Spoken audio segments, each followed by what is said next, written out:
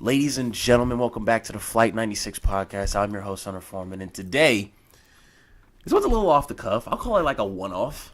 It's not a one-off because this has been planned for a couple of times. I've just, been putting it off because I get tired all the time, and I don't know. But I came here because I owe this man the just due, the honor. You know what I'm saying? I had to because this guy, we met on a very off the cuff kind of pattern thing. Yeah, you know what I'm saying? This was very off the this would just happen organically. I don't think that none of this was forced. I don't think people were trying to put us in the same place at the same time. You know what I'm saying?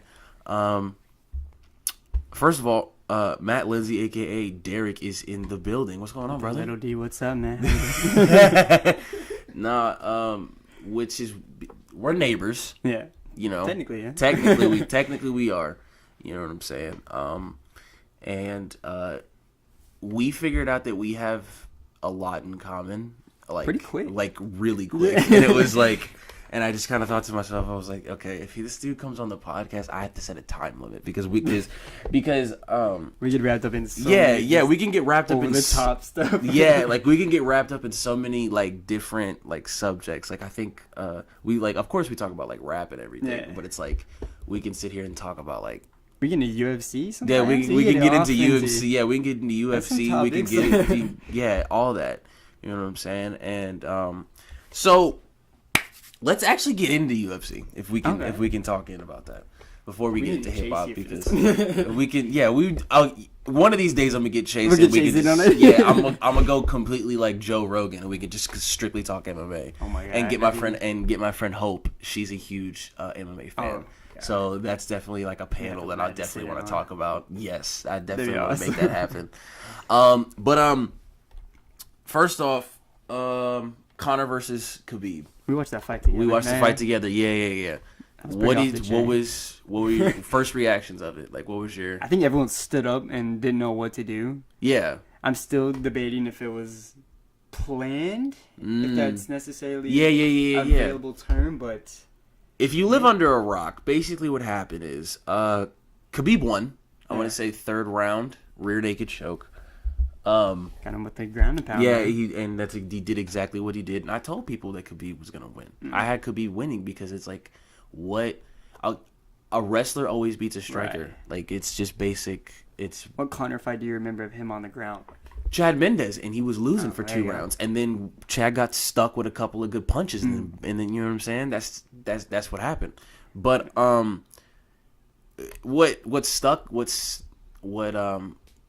out to me the most during that fight was when Conor was like, I could see Conor backpedaling really quickly, rethinking his strength because as I you can shouldn't see, have thrown that chair at that bus. No, not even throwing the chair at the bus, but like he's probably thinking like, okay, I'm going to destroy this dude. Like he knows that like I'm better than this guy. So like my thing is that and we've seen multiple McGregor fights, he always keeps his hands reaching just in case he knows because it keeps him active. Because people always think, oh, McGregor's all hype. He's not. He's one of the best. Please don't come for me in the comments. He's possibly the best striker in the UFC. Because look, because he pinpoints his I don't know if how familiar you are with baseball. But there was a baseball player by the name of Tony Gwynn. Kind of. Okay. No, the name don't know too well. But Tony Gwynn was one of the best hitters in baseball of all time. Okay. His specialty literally was he can literally hit the ball and place it wherever you need it to be. You know what I'm saying? So like he mastered the art of hitting. Like he wasn't like a big home run hitter. I mean, sometimes if you hit a home run, then boom, boom, boom. You know what I'm saying? Right. But he was known for just if you need a hit. Put Tony up at bat. You know what I'm saying? Like, if I need a single in right field. You're gonna get a single in right field. You know what I'm saying? So, I feel like Conor doesn't waste a strike. Never. Like, he will never throw just throw it off the cuff crazy. You know what I'm saying? It's like planned. It's meant to be. Because when he does like his spin kicks and he kind of does this kind of like this capoeira kind of like, you know what I'm saying? Like he's doing it because he's trying to like understand like where his opponent is. Like perfect example, Eddie Alvarez. Eddie Alvarez is a known striker. He is a known boxer. Right. You know what I'm saying? He's from Philly. So he was trying to make sure, like, okay, that means I'm gonna have to outstrike this guy. Khabib is a mauler. That's the best. That's the best way to describe. The man wrestles bears. Yes, of course he wrestles bears, but like if you've seen other Khabib fights, he literally will just grapple you and like just ground and like that's his thing, and he does it so like aggressively to the point where the striking game gets like lessens his ability. Like when Ronda Rousey used to fight, she, you know, of course she like took everybody down, arm bar, bam, but like she got to them first. You know what I'm saying? That's what the difference between Khabib and Ronda is that Khabib just doesn't stop. He doesn't stop until it's over.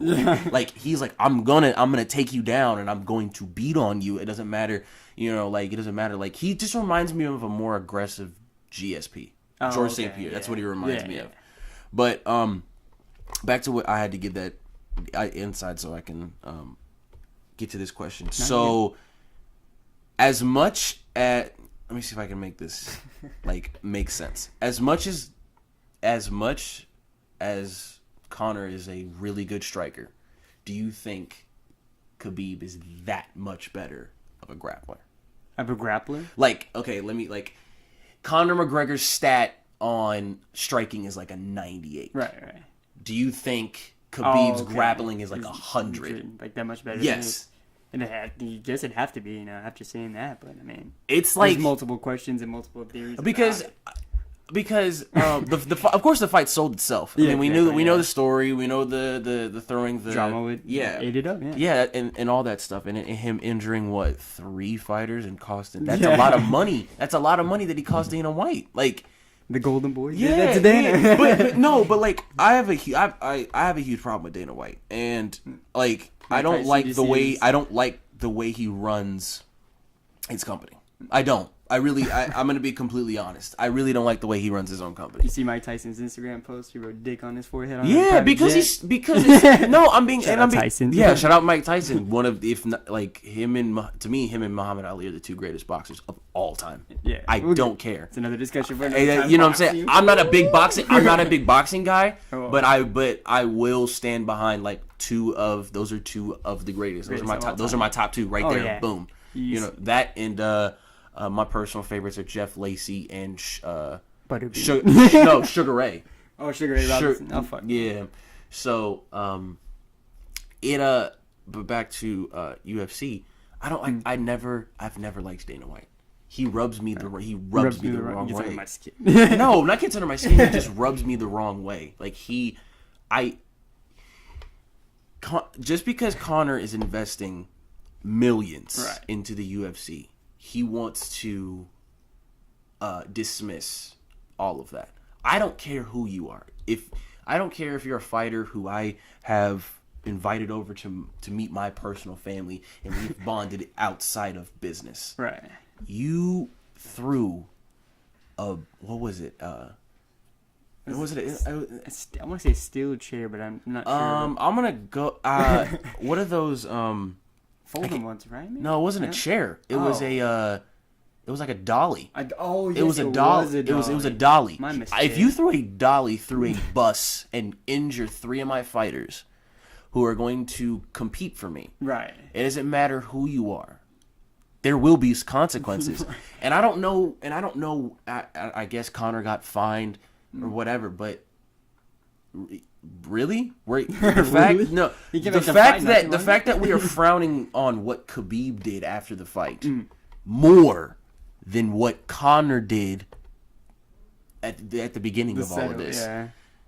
Tell me, give me your stick. Like, what did you think of that whole personal situation between Conor and Khabib? Something about his wife or something, right? Well, Khabib or Conor said something about his family, his dad, his religion. You know what I'm saying? It got deep. Yeah, it got deep. But like, tell me what you thought about the whole thing. Like, did you think that was needed to sell this fight, or them two alone could have just sold the fight and just like, okay, I just want to be the best? Them two alone could have easily done it, but I guess to just rank up the views and maybe need to throw that sprinkle it on top of it. I don't know. That's a very good thought. I'd never even. Because it's like, because I'm being honest, like, you see rivalry, see MMA rivalries like Jon Jones and Daniel Cormier, like, they just legitimately just don't like each other. You know what I'm saying? Like, there's been a couple, like, fist fights, but they just don't like each other. And I get it, that sells the fight, but like, what Conor did, he reacted out of emotion. You know what I'm saying? Right. I truly think the problem that Daniel Cormier, I seriously think, I mean, yeah, they don't like each other, but I seriously think, like, Daniel Cormier just wants Jon Jones to just be a good fighter and just fight him and just really prove to see who's the best. I mean, of course, Jon Jones has beat Daniel Cormier, I believe, twice. He's beat him twice. But every time, it's like, the last time it was overturned because of the doping. Yeah, because of the doping thing. And I just think he just wants Jon Jones to be sober and just be like, okay, come fight me so we can figure out who's the best. I don't think he wants to like ruin his life. Thing almost. It's like, I just want to just know if I'm better than you. Yeah. Like, wow. You know what I'm saying? Like, really that's cool. what like, I just want to know if I'm better than you. I don't think that DC wants to literally, like, okay, I want Jon Jones to never fight again. Right. I want him to just be, I want him to get his act together so that way he can be supposedly the best. Because, to be honest, like, if we really look at it statistically, I think Jon Jones is the best champion of all time. To me. I don't know what you think. You may have different. I mean, you would probably think Anderson Silva. Possibly. I mean, just the way he goes about doing it, but I have no clue, man. That's a very. I can't throw it all out on the table. Yeah, because it's like, I mean, listen, man, we talk about everything on here. I try to give people equal chances. Right. Jon Jones has messed up what, twice? Yeah, I think it's messed up. Within doping. a 5-year span. Within like a 5 to 6 year span. Like, but you have to think about who he's beaten, man. He's beaten Rampage. Oh, okay. Lyoto Machida, Shogun. He sat him down, didn't he? Yeah. Rashad Evans. You know what I'm saying? He's Gustafsson, which Gustafsson was his toughest fight. He came, and so the fact that they're even thinking about having Cormier versus Jones 3 right off of Jon Jones's suspension is ridiculous to me. You think ridiculous? Because I understand. Okay, the first time, I'm like, yo, like he messed up. Okay, let's. And then the rivalry built back up to the rematch. And I was like, okay, that makes sense. But if he's getting a title shot right after his right off of his suspension, we're gonna have a problem. Dana White, what are you doing? That's my problem. That's what it boils down to. You see my problem that I have with him. Straight up and I was like, oh, you threw a dolly through a bus? Nah, you good, man. Go for it. You're good. Yeah, you're good. Oh, but Khabib hops over a cage and like dives onto people, right? And fights. He's possibly gonna get the belt stripped. Like what? Like what's possibly like? No, let's keep the same energy here. Right. I don't think anybody was hurt when I don't think so. I mean, there's a couple punches thrown, but I don't think Khabib legitimately injured anybody. I don't think anybody's. I mean, yes. I want to say Khabib jumped on him, and I thought I saw the video where they got on him. Yeah. As soon as he jumped, they were on him. Yes. So my big problem with Dana is that he picks favorites. Oh yeah. And as a owner of a $1 billion organization, you should never pick favorites. I understand there's people that you want to market and push. Yeah. I understand Conor McGregor is a very marketable person. I understand why he's in the main event. I put him in the main event all the time. I always look at it from a WWE perspective, because when WWE sees a guy who like Roman Reigns, which I would like to send out my prayers to, because he just announced that he's battling leukemia. I did see that, yes. And he had to relinquish the Universal title, and it was very it sucked, because I was like, wow, man, like he never, like, because when they put the belt on Roman never really gets a chance to like run with it. You know what I'm saying? Like, I remember was it WrestleMania 33? I believe it was 33 when they were in Dallas at the Cowboy Stadium. Oh, okay. I think it was 33.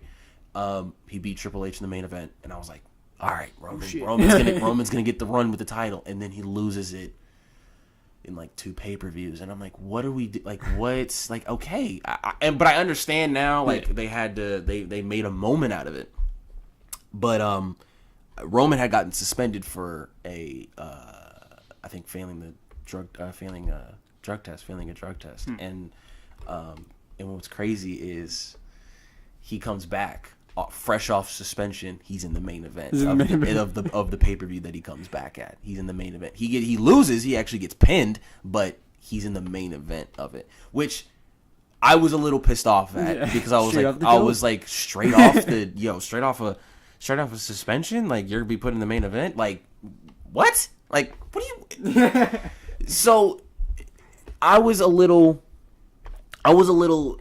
pissed off when I seen, you know, Khabib getting fined and possibly getting the belt stripped from him. Like, you're picking favorites. As a person, I would.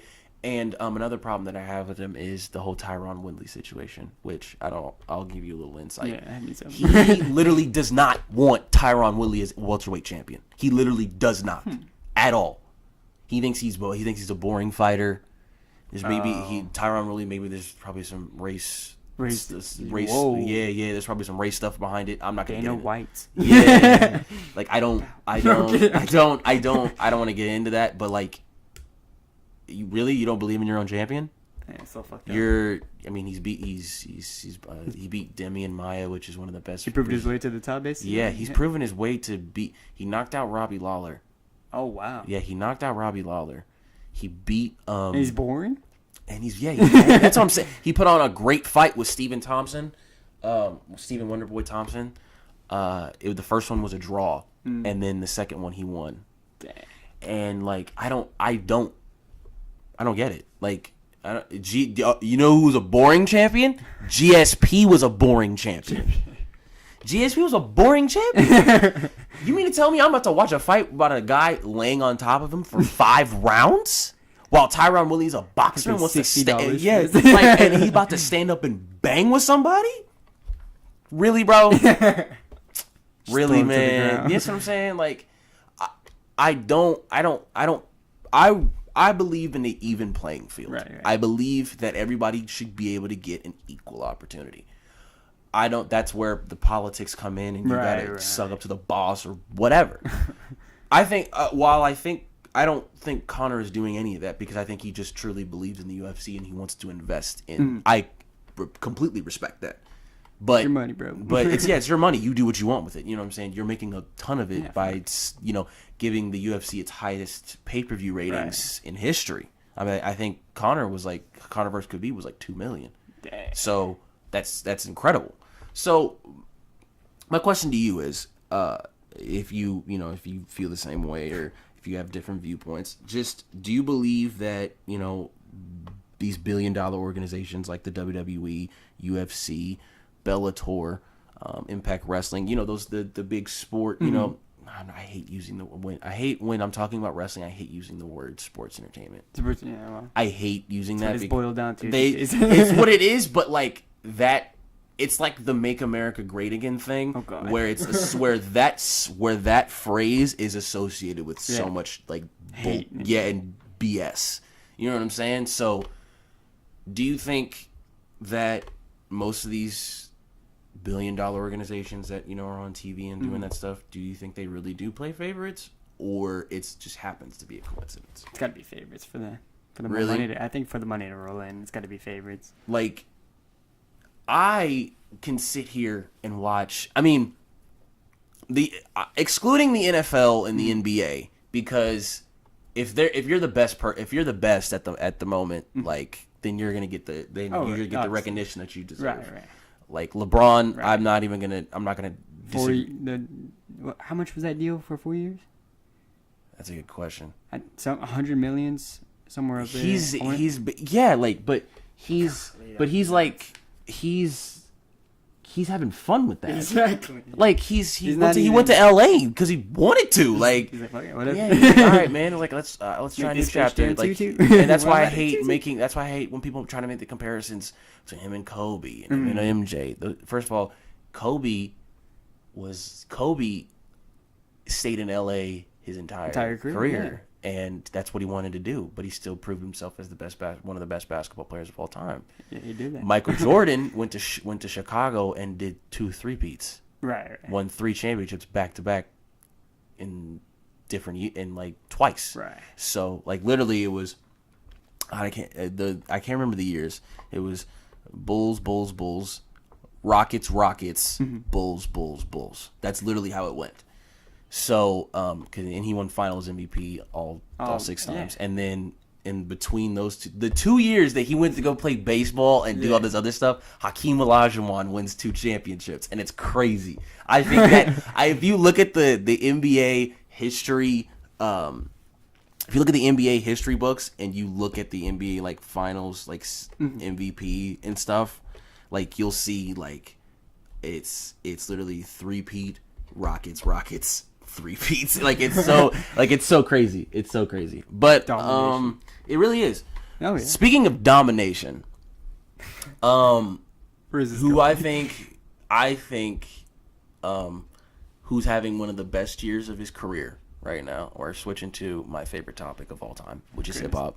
Oh, okay. Yeah, we're switching gears here. You know where domination is going. So I think Travis Scott's having his best year. Oh my, yeah. I think he's having his best year. He's just killing it. He's actually, as we speak right now, is performing at Posty Fest. Oh my god. Yeah. I forgot about. I'm so Yeah, bummed right now. yeah. He's just performing not- at Posty Fest right. Like, who was it? It was Tyler the Creator was there too. He's coming. yeah, and God, Pose. he never comes It was. He barely comes to But I heard the ticket prices were ridiculous. Yeah, I did look at those and I was like, And ooh. I was busy this weekend, so I was like, I'm not gonna waste. Like, I think I waited too long. I couldn't find him after a while. yeah, like, and plus, I understand. Yes, I understand it's a Sunday, Right.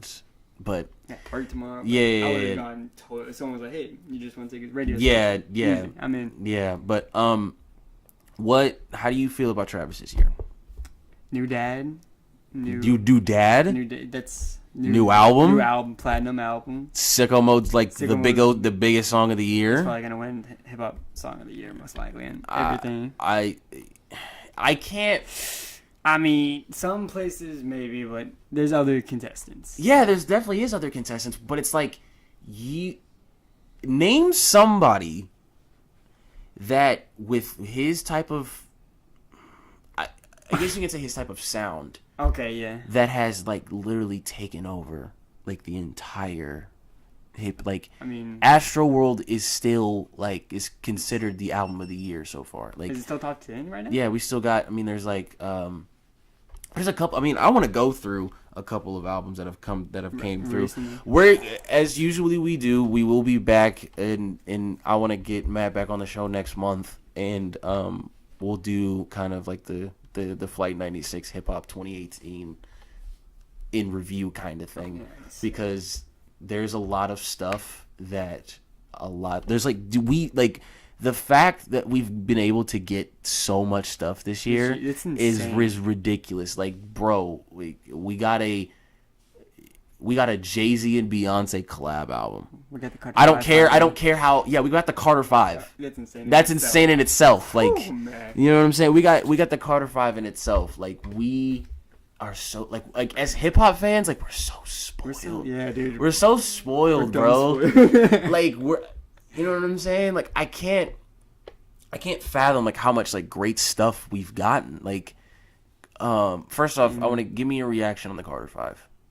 I loved it. I think I still have a few songs to go, honestly. I've sat through most of it, and it's insane. I haven't heard the one where he admitted to almost killing himself. I think it was I think that was the Last last one? Yeah, the last song. That's I've one of the gotta sit that's on dude. that If one. you're going through I wanna something, sit if on you're that going one. through depression, that's a song that you need That's to listen to. Man, It's it sounded- sad. Yeah. It's sad. Like I just kind of like I couldn't understand, and I would never want to put through like the mental pain, like not, of course, like yes, like almost like shooting yourself and stuff. It's I mean, but like, and I don't want to get deep into that because it's like it's that can go down a rabbit hole. But like for when was the last one? 2011? I think so. Carter 4? For almost 8 years, Carter 5 has been in limbo. Yes. What was that man going through? Like, I don't understand. Like, he was skating all the time. Like, if you look at 2011 Wayne, like, in the face, and then you look at 2018 Wayne in the face. And once he's, like, they were making fun of him balding, I was like, do you know what this man is Bro, do you know what he's been? Yo, you respect imagine the dude who brought you in to this business, wanting you, like, holding you and saying, no, you're not going to release this album. Do it. And people want it. And we've been begging and Birdman, pleading. Yeah, like, and Birdman got so much hate. Oh, you did. Birdman got so much hate for it, and it's like I'm not a personal big Birdman fan myself, but like, why you mad? He is like the co-owner of one of the biggest record labels in the history of music. Since period. The 90s, right? Yeah. Almost. Yeah, with Juvenile, BG, Wayne. Boys. I mean, he brings in new sound with Drake. Yes. He comes in with Nicki. He comes in with Euro. He brought in like Young Thug. I wouldn't say Young. I don't think Young Thug's ever been Cash Money though. Cash Money, but he was rich. Rich Gang is just like a thing that people's. I don't think that. I mean, yes, there was a Rich Gang. There was a Rich Gang album where it was Young Money and Cash Money coming together. You know what's crazy? If you think about all the people that were on Cash Money and the fact that they could have had some of the best. They could have had the roster. They could have had some of the best, like the best They still have one of the best discographies ever. As but label, but the potential that they could have had, like they had Busta Rhymes on Cash Money. No shit. And a Busta Rhymes Cash Money album. I was kind of interested to see what that sounds like. Mystical was on Cash Money, and I didn't hear a peep. I didn't hear there was Bow Wow was on. Yeah. Bow Wow was there. And he had been working on this, I think it was called Underrated. Underrated? Yeah. Is this like 2009 Bow Wow? Yeah. It was actually like somewhere in there? No, but like he'd been working on that and people wanting to like leave and stuff. Like, Tyga left. There's some wild stories of what goes on. Yeah, like there's a lot of stuff. Like Tyga wanted out of his deal, and he got out of his deal. And dude, comeback season for Tyga. Yeah, like I give Tyga so much crap because of like when he like first got released from Cash Money, I was really like, yo, this is like, I heard like 2 of his projects, and I was like, this is trash. And then I heard he got the Kardashian curse. Yeah, and he didn't. He actually broke it. He did, yeah. Because dude, like, what's that one? Taste is a hit. He Taste is a hit. That thing's jamming. It comes on the radio. I'll leave it on. It's out of here. Like. And he it's did that. and I don't think there's any big labels backing him either. I don't think so. He had what was it? What's called? Bitch on the Shit too. It had Kanye on it, Pusha T on it, Quavo on it. Yeah. You know what I'm saying? Vince Staples on it, and I would have never thought that. I didn't know that. Yeah, Vince Staples was on that album, and it was like, and I listened to it, and I was like, wow, this is even. I still give him slack because he basically made a song that sounds exactly like Controller. Yeah. Okay. I forgot the name of the One on One. One on One. What One of One? One of One. Yes. I feel like that would be something. It sounded. I gave him crap. Exactly like it. Yeah, I gave him crap because it sounded exactly like. Controller. I was like, bro, come on. Like, I understand. Like, Drake brought back this like Caribbean kind of flow and stuff, but like it's a ting. He talking about tings and everything, and I'm like, okay, like that's tight. Okay, whatever. Like, didn't he make like wasn't like the majority of More Life like just dancehall? Yeah, like most of it. Like it had some dancehall stuff. Like shout out to what's his name, Popcorn. Okay. Popcorn, who was on Controller, he did a couple of vocals on Controller. The weird high voice? Yeah. Okay. I don't know what he says, but WizKid and yes, okay, yeah, you know what I'm saying. And everybody tells me that Wiz, like if you tell me about an artist enough, I have to sit down. Yeah, and right. I have to sit down and like, let me see what this is about, because the way I don't know how you enjoy albums, which I wanted to get. This is one of the top things I did want to talk to you about. Oh, no. I don't know how you enjoy albums, how you kind of sit down and just kind of get to it, but I have to be in one place doing something and just zone out. Like I will play Grand Theft Auto for however long the album is. That's how I listen to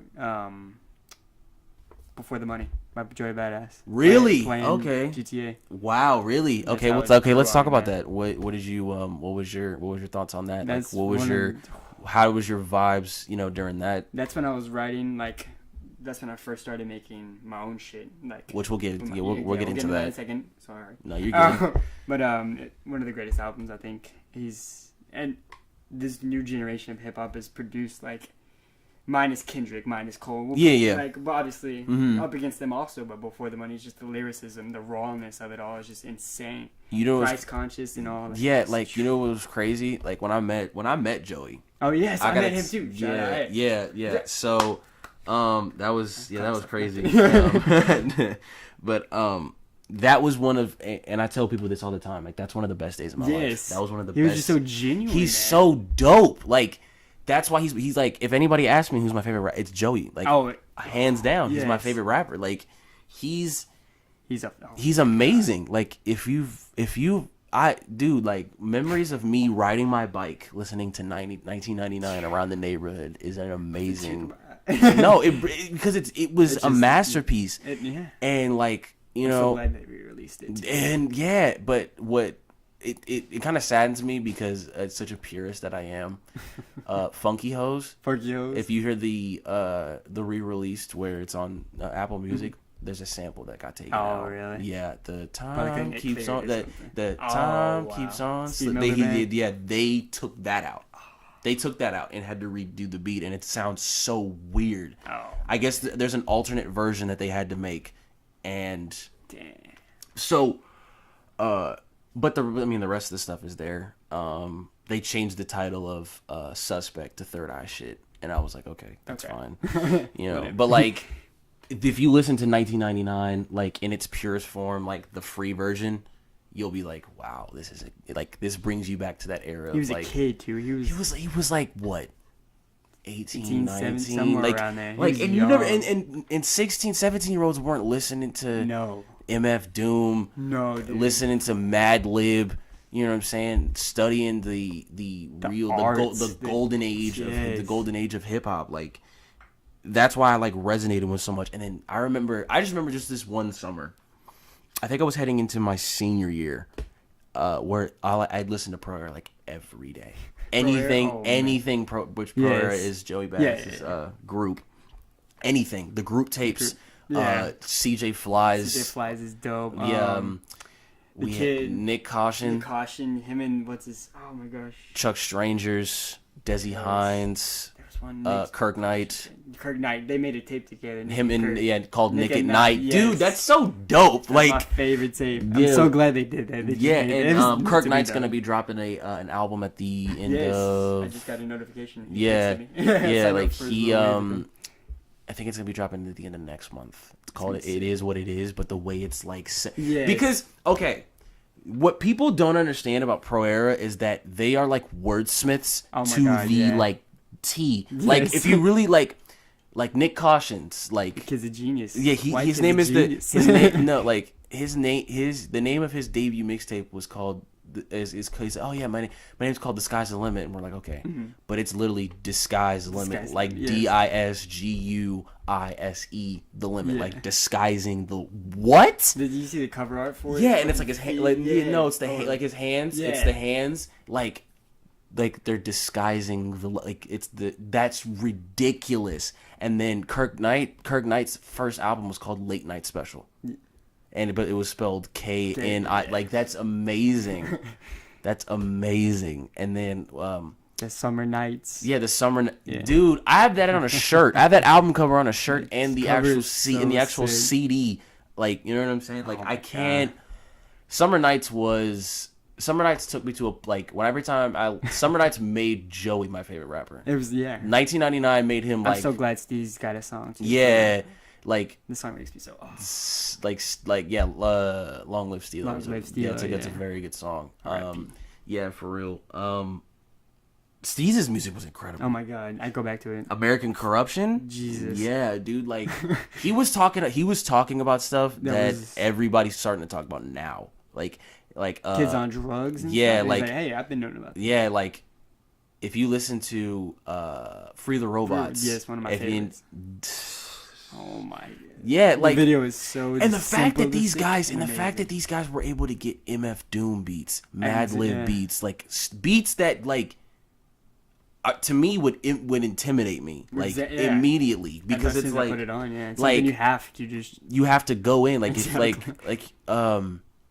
I think MF Doom produced what's the name of the World Domination off of 1999. I don't know how they got these beats. I don't know. I really don't know how they got these beats. I guess because. There's a certain way that, of course, you can't just like, I'm gonna take this beat off YouTube. No, you can't do that. You have to go through like the proper channels and buy it. If they had that kind of money to buy a MF Doom, first of all, you gotta find MF Doom. Yeah, where is that? Yeah, you have to find the man in the classic mask, aka Victor Vaughn, aka you know what I'm saying? Like you gotta find that guy. So so like. And you gotta find Madlib too. Yeah, you gotta put them all together. You have to find these people. They have to find a way to get in contact with the people. Like, I bet finding it like. First off, MF Doom is not even he can't live in America. Are you serious? Yeah, he got deported a while back. I'm not sure if he's allowed back in or not, but he got deported from America a while back. What? You didn't know about that? No, tell me. How hard of a motherfucker do you have to be to get deported? From where is he from? Hold on. I think he's from somewhere. Because that reminds me of remember when Mos Def didn't live in the U.S. He was in Africa for a while. He was living in Africa because he couldn't get back? Yeah, he was trapped over there. Like, his visa got First of all, kids that are listening to this that don't know who we're talking about, I'm just going to say this. Google it, bro. Google it. Like, a.k.a. Yasin Bey. Yes. Mos Def is one of the best rappers ever of all time. Okay, MF. Like, I didn't even know he was like. He got deported a while back. I know this from an Earl Sweatshirt interview too. Shout out Earl. He's like, that's another person who can get an MF Doom beat. Probably, like that. You know what I'm saying?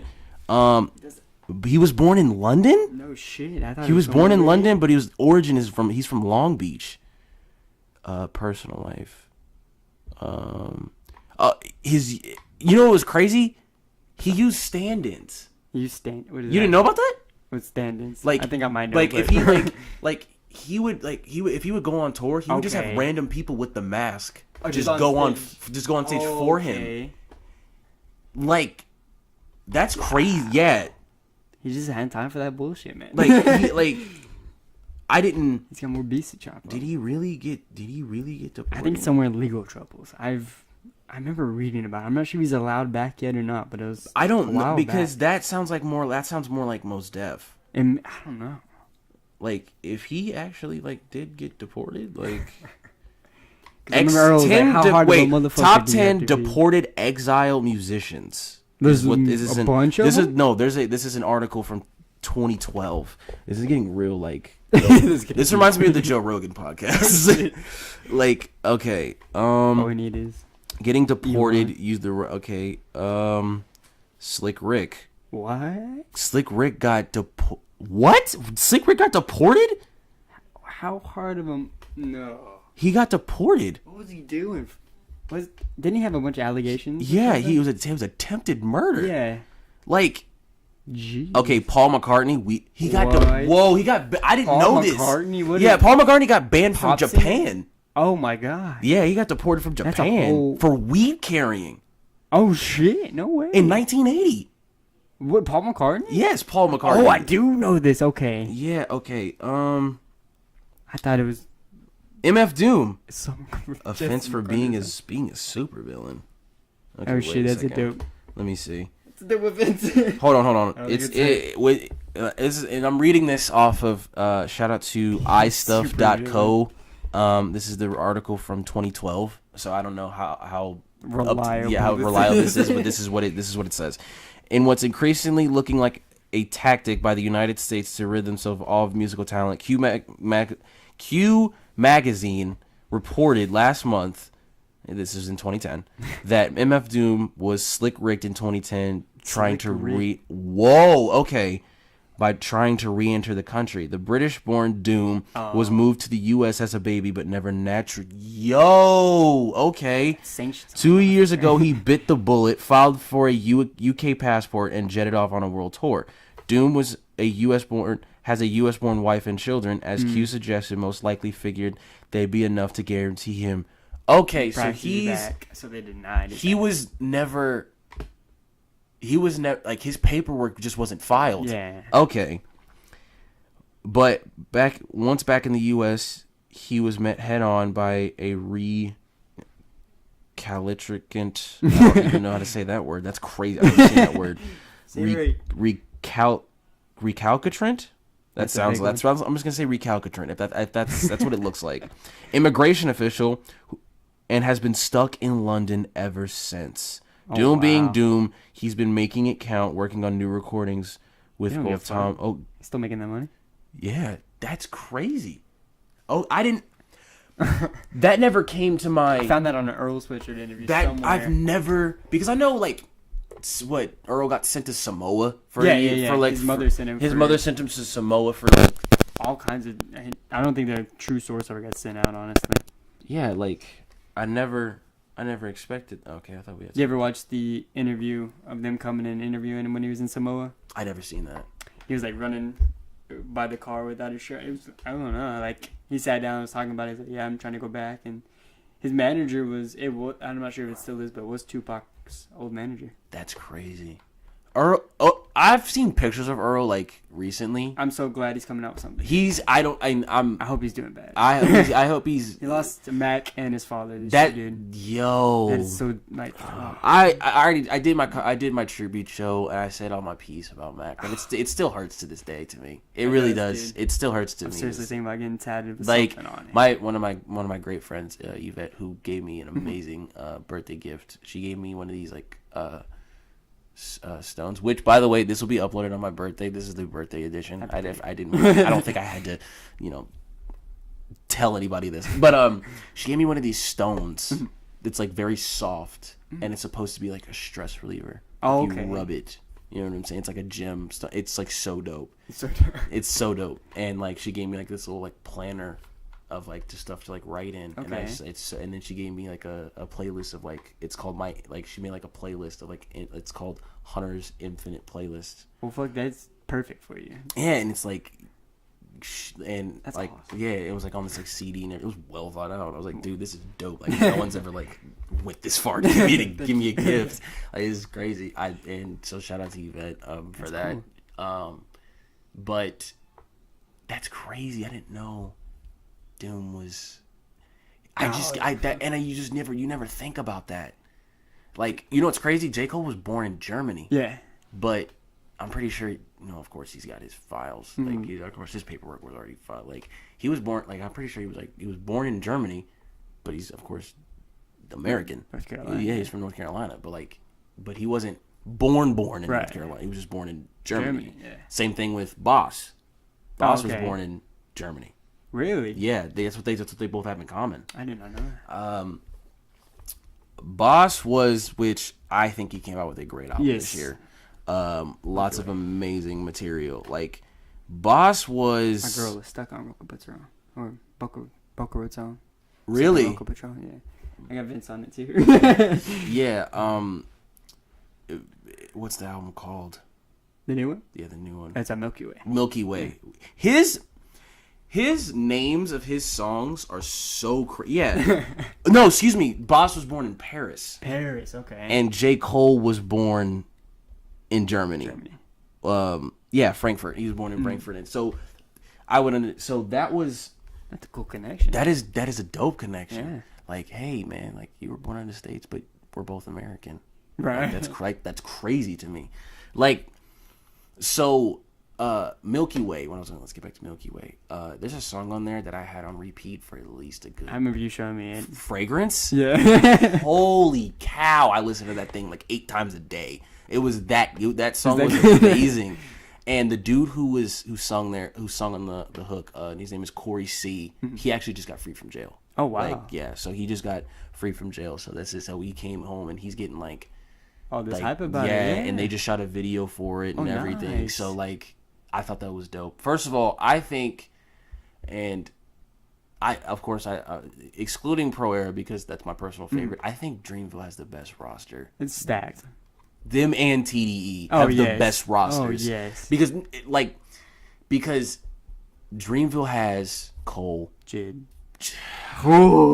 Okay. That kid, man. He's ridiculous. It oh my god, he's so talented.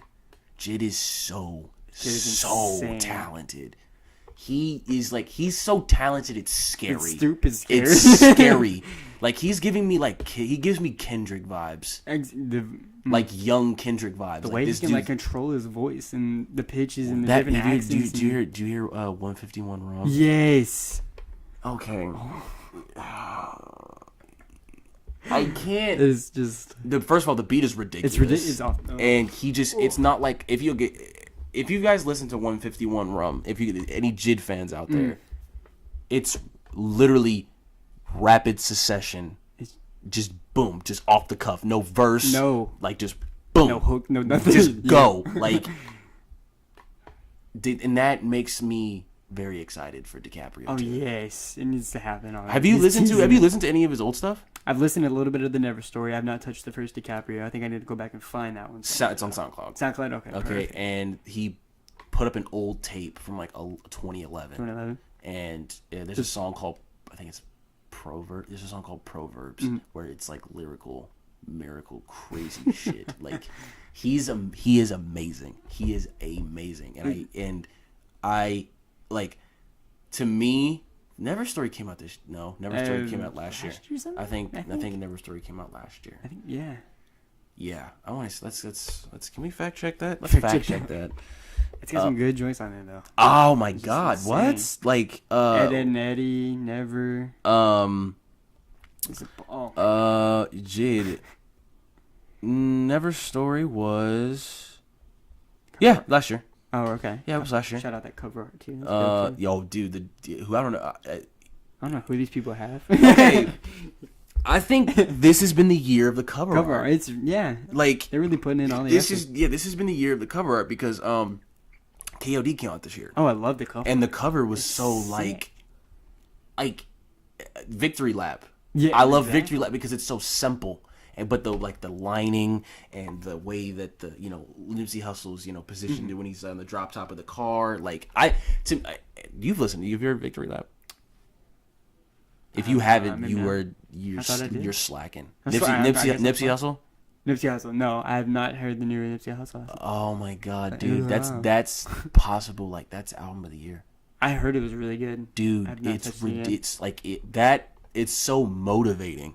Okay. It's so motivating. Like, if you listen to that, you want to go make some money. Like, you want to go take that extra shift. Music. Yeah, it really is. That's awesome. It's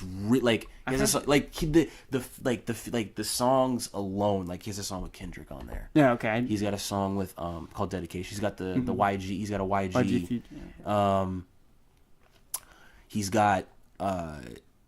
He's got this dude. He has a song that's so amazing on there called with Belly and Dom Kennedy called Double Up.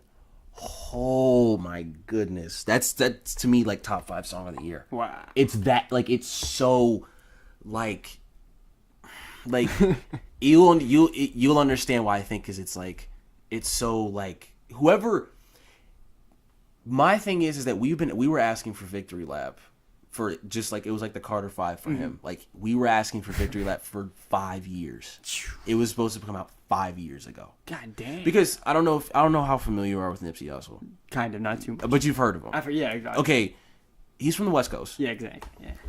He's from Crenshaw, and he's been doing his mixtape grind. Okay. On his own thing, and his debut album was going to be Victory Lap because, and this will make sense. He had a mixtape series called The Marathon. Oh, okay. It's called like the marathon. The marathon continues, and then the marathon 3 was supposed to be Victory Lap, but that got something happened where label issues and stuff didn't let him.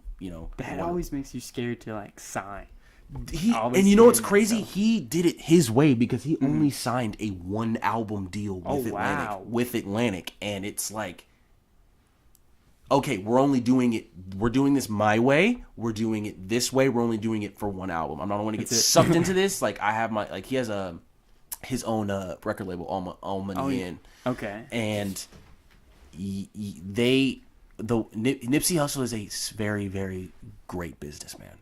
He's a really good businessman because if you really look into what he does, like he did the I think Proud to Be a Fan or Proud to Pay. He did a Proud to Pay thing where this is gonna sound crazy. He charged $100 for his mixtapes. Oh shit! That's what YG did with what was that one? Red Summer or no? I know what you're talking about. Red Friday. I think it was Red Friday. I think like Red Friday or Red something Friday. like that. But he did that, and Jay-Z bought like 1,000 of them. Oh shit! Like I think and then on Mailbox Money he charged like 1,000 or something like that. Like what? Like he did that because it's like he wants to prove that he's like it's bald. Like he has all money in clothing. He has like shops in LA. Oh shit! Like he's like really good businessman. Like I don't know if you've heard of Burner. Yeah. Just like that with except with like and he's like I'm pretty sure he's got it. Nipsey Hussle's got his own weed strain, Marathon OG. So yeah, dude, he's he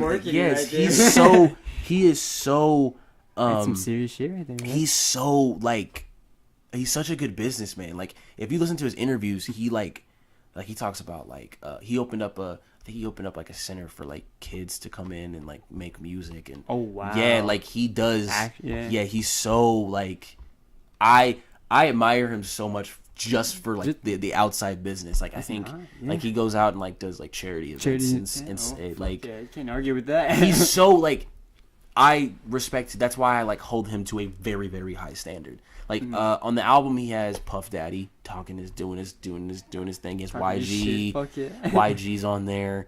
Again, Kendrick, Belly, Dom Kennedy, West Coast Kid too.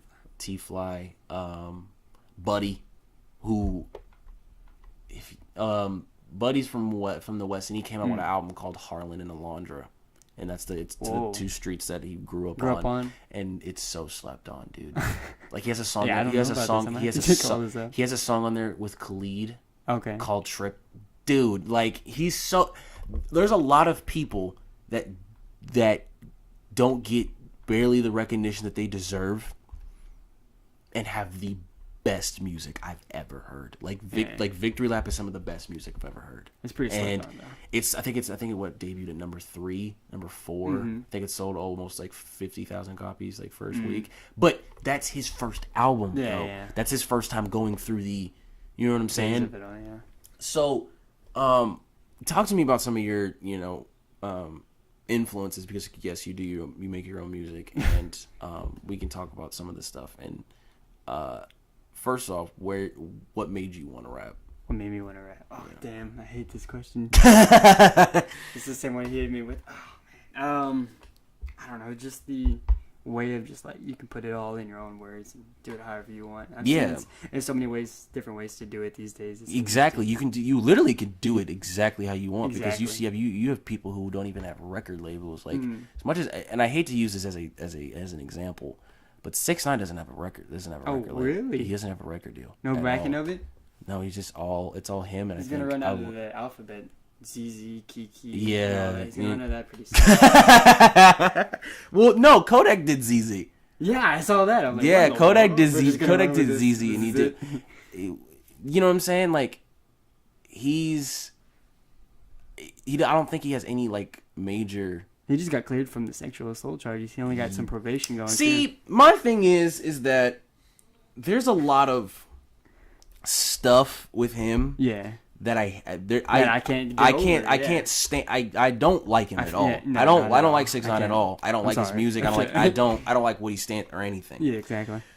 But what I do respect about him is that he has been able to catch everyone's eye with barely doing like anything. Like he even said like he doesn't care about like rapping. Like I don't know if you've seen the interview where he's like talking about like the Fifi chorus. He's like rapping it, and he's like who says like this is stupid. This is stupid. Yeah. Like I have to give it to him. I have to give it to him. Okay. Like I have to give him like I have to give credit where credit is due. Like it's like he's like I don't like I may not like him or like respect anything that he does, but I have to respect that he's what 10 for 10. He's been on and I have to respect that because it's like if he was like we wouldn't know him if he sucked. You know what I'm saying? We wouldn't know him if he sucks. So apparently he's doing something right. He's doing something. It's just not my. It's not my cup of tea. It's not my cup of tea. But just like these guys like Lil Pump, and Smoke Perp, and all these guys, people who I necessarily don't like as musicians, but they are doing. Lil Pump has a song with Kanye West, and he's killing it. And it's going global. Yes, there has to be something that they're doing. Little kids, man. Yeah, they're just little.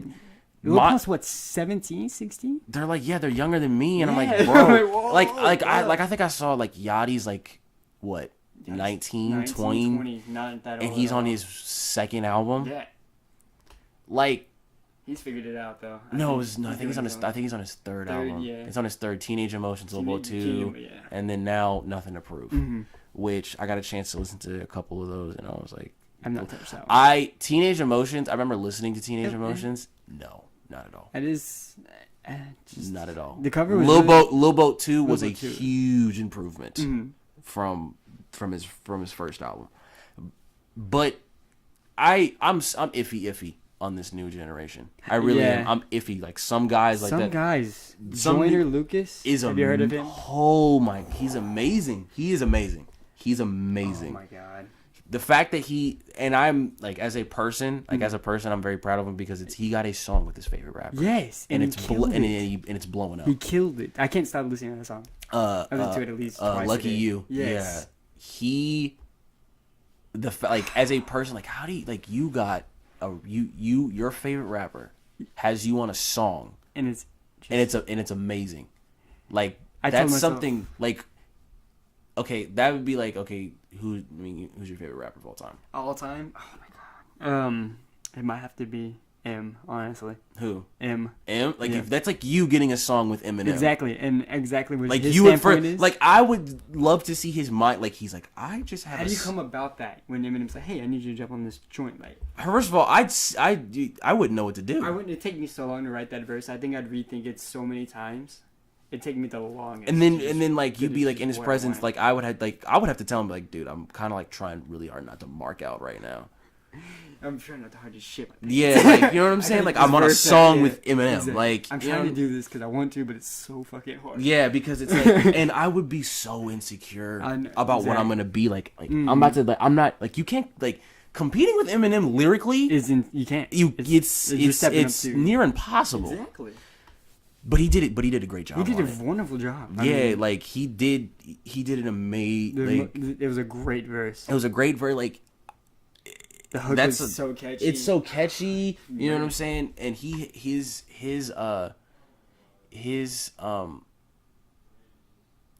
type of music and what he wants to do is like.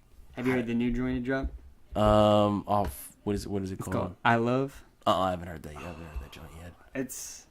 At first, he's got an album coming. Yeah, he does have one. I'm excited for that. He's an interesting because I heard it's very interesting. I heard the Phone Number album. Okay, yeah. Was it like 501 or something? 501 something. And I heard that, and I heard the song. What's the first song off the Get the Fuck Off of My Dick, bitch. Fuck you, man. Like he just like, and then like. I forgot what and he has Mystical on that album too. Dude, Like the people, first of all, the collaborations that we got this year alone is ridiculous. We got the fucking Kid See Ghost album, but we needed. Yeah. We got back then. We got a Michael. No. Scratch that. We have Michael Jackson and Drake on the same song. It's crazy. I would have because I was like, who would dream of that? Like, no, like I was looking at the track listing. Mm-hmm. I was looking at the track listing, and I saw, and I was like, I was like, he's probably sampling something. Yeah. And I'm like, you have to put Michael Jackson on the thing. He's probably like sampling like PYT or something. And then I heard the song, and I was like, I've never heard these vocals from Michael Jackson before. And then I looked it up, and I was like, these vocals were recorded during Thriller? What? Are you what? How much did he pay for those again? I don't want to know. I don't want to know that price. I don't want to know the price. It was just, oh my god. Like, and Static, rest in peace, Static Major. Oh yes. He was on there, and that was a good. And Static Major, for those who don't know, was on Lollipop. He did Lollipop and wrote a lot of songs for a lot of people. Wow. And Static Major and Ty Dolla $ign on that was the After Dark joint. Oh, okay. So to have that, and then we get the Kanye and Kid Cudi album, which was crazy. We got a Quavo solo album. Oh yeah, they're just dropping all. So yeah, you see that coming? Takeoff is coming Friday, I think. November 2nd. Yeah. Yeah. I'm guessing Offset's gonna drop in like December. You think I'm guessing. I think that's what they're gonna do. They're gonna just like, okay, Quavo dropped this month. We're gonna do Takeoff next month, and then the month after that. I think it's gonna be 3 different sounds. Oh yeah, sure. I feel like Takeoff is gonna be more lyrical driven. And it's gonna be like, I don't know. He's a Takeoff's the dark horse of the Migos. Right. Like, we know what Offset can do. We know what Quavo can do. First of all, Quavo got Madonna and Cardi B on the same song. Oh, it's Quavo. I said Offset earlier. No, Quavo got Cardi B and yes, that Champagne Rose. I didn't listen to it. No. Yo, you're bugging, man. Like, he has Madonna and Cardi B on the same collab song right there. Like, I would for Madonna right on a Quavo song. It's like the young the and it's original. It's original vocals. Really? Yeah. That's like the Future and the Cher thing that happened. Did you see that? Whoa! Tell me about that. It was like on a commercial or something. They did a song together. Future and Cher. Cher. I want to know what that sounds like. It was strange. They were like sitting. I don't remember this. It was a long time Young ago. Thug and Elton John too. Yeah, we got that. They're really clicking. And yeah, really like interesting to see. Yeah, like that. We got that. We got some other old cats fucking with people too. Paul McCartney's Kanye, the 1 second, 1 2. That was a while back. That was we got 4 or 5 seconds. Yeah, with Rihanna. That's a while back, but I'll throw that in there. I want to speak on an album. Before we continue this conversation, I want to speak on an album that a lot of people were slept on.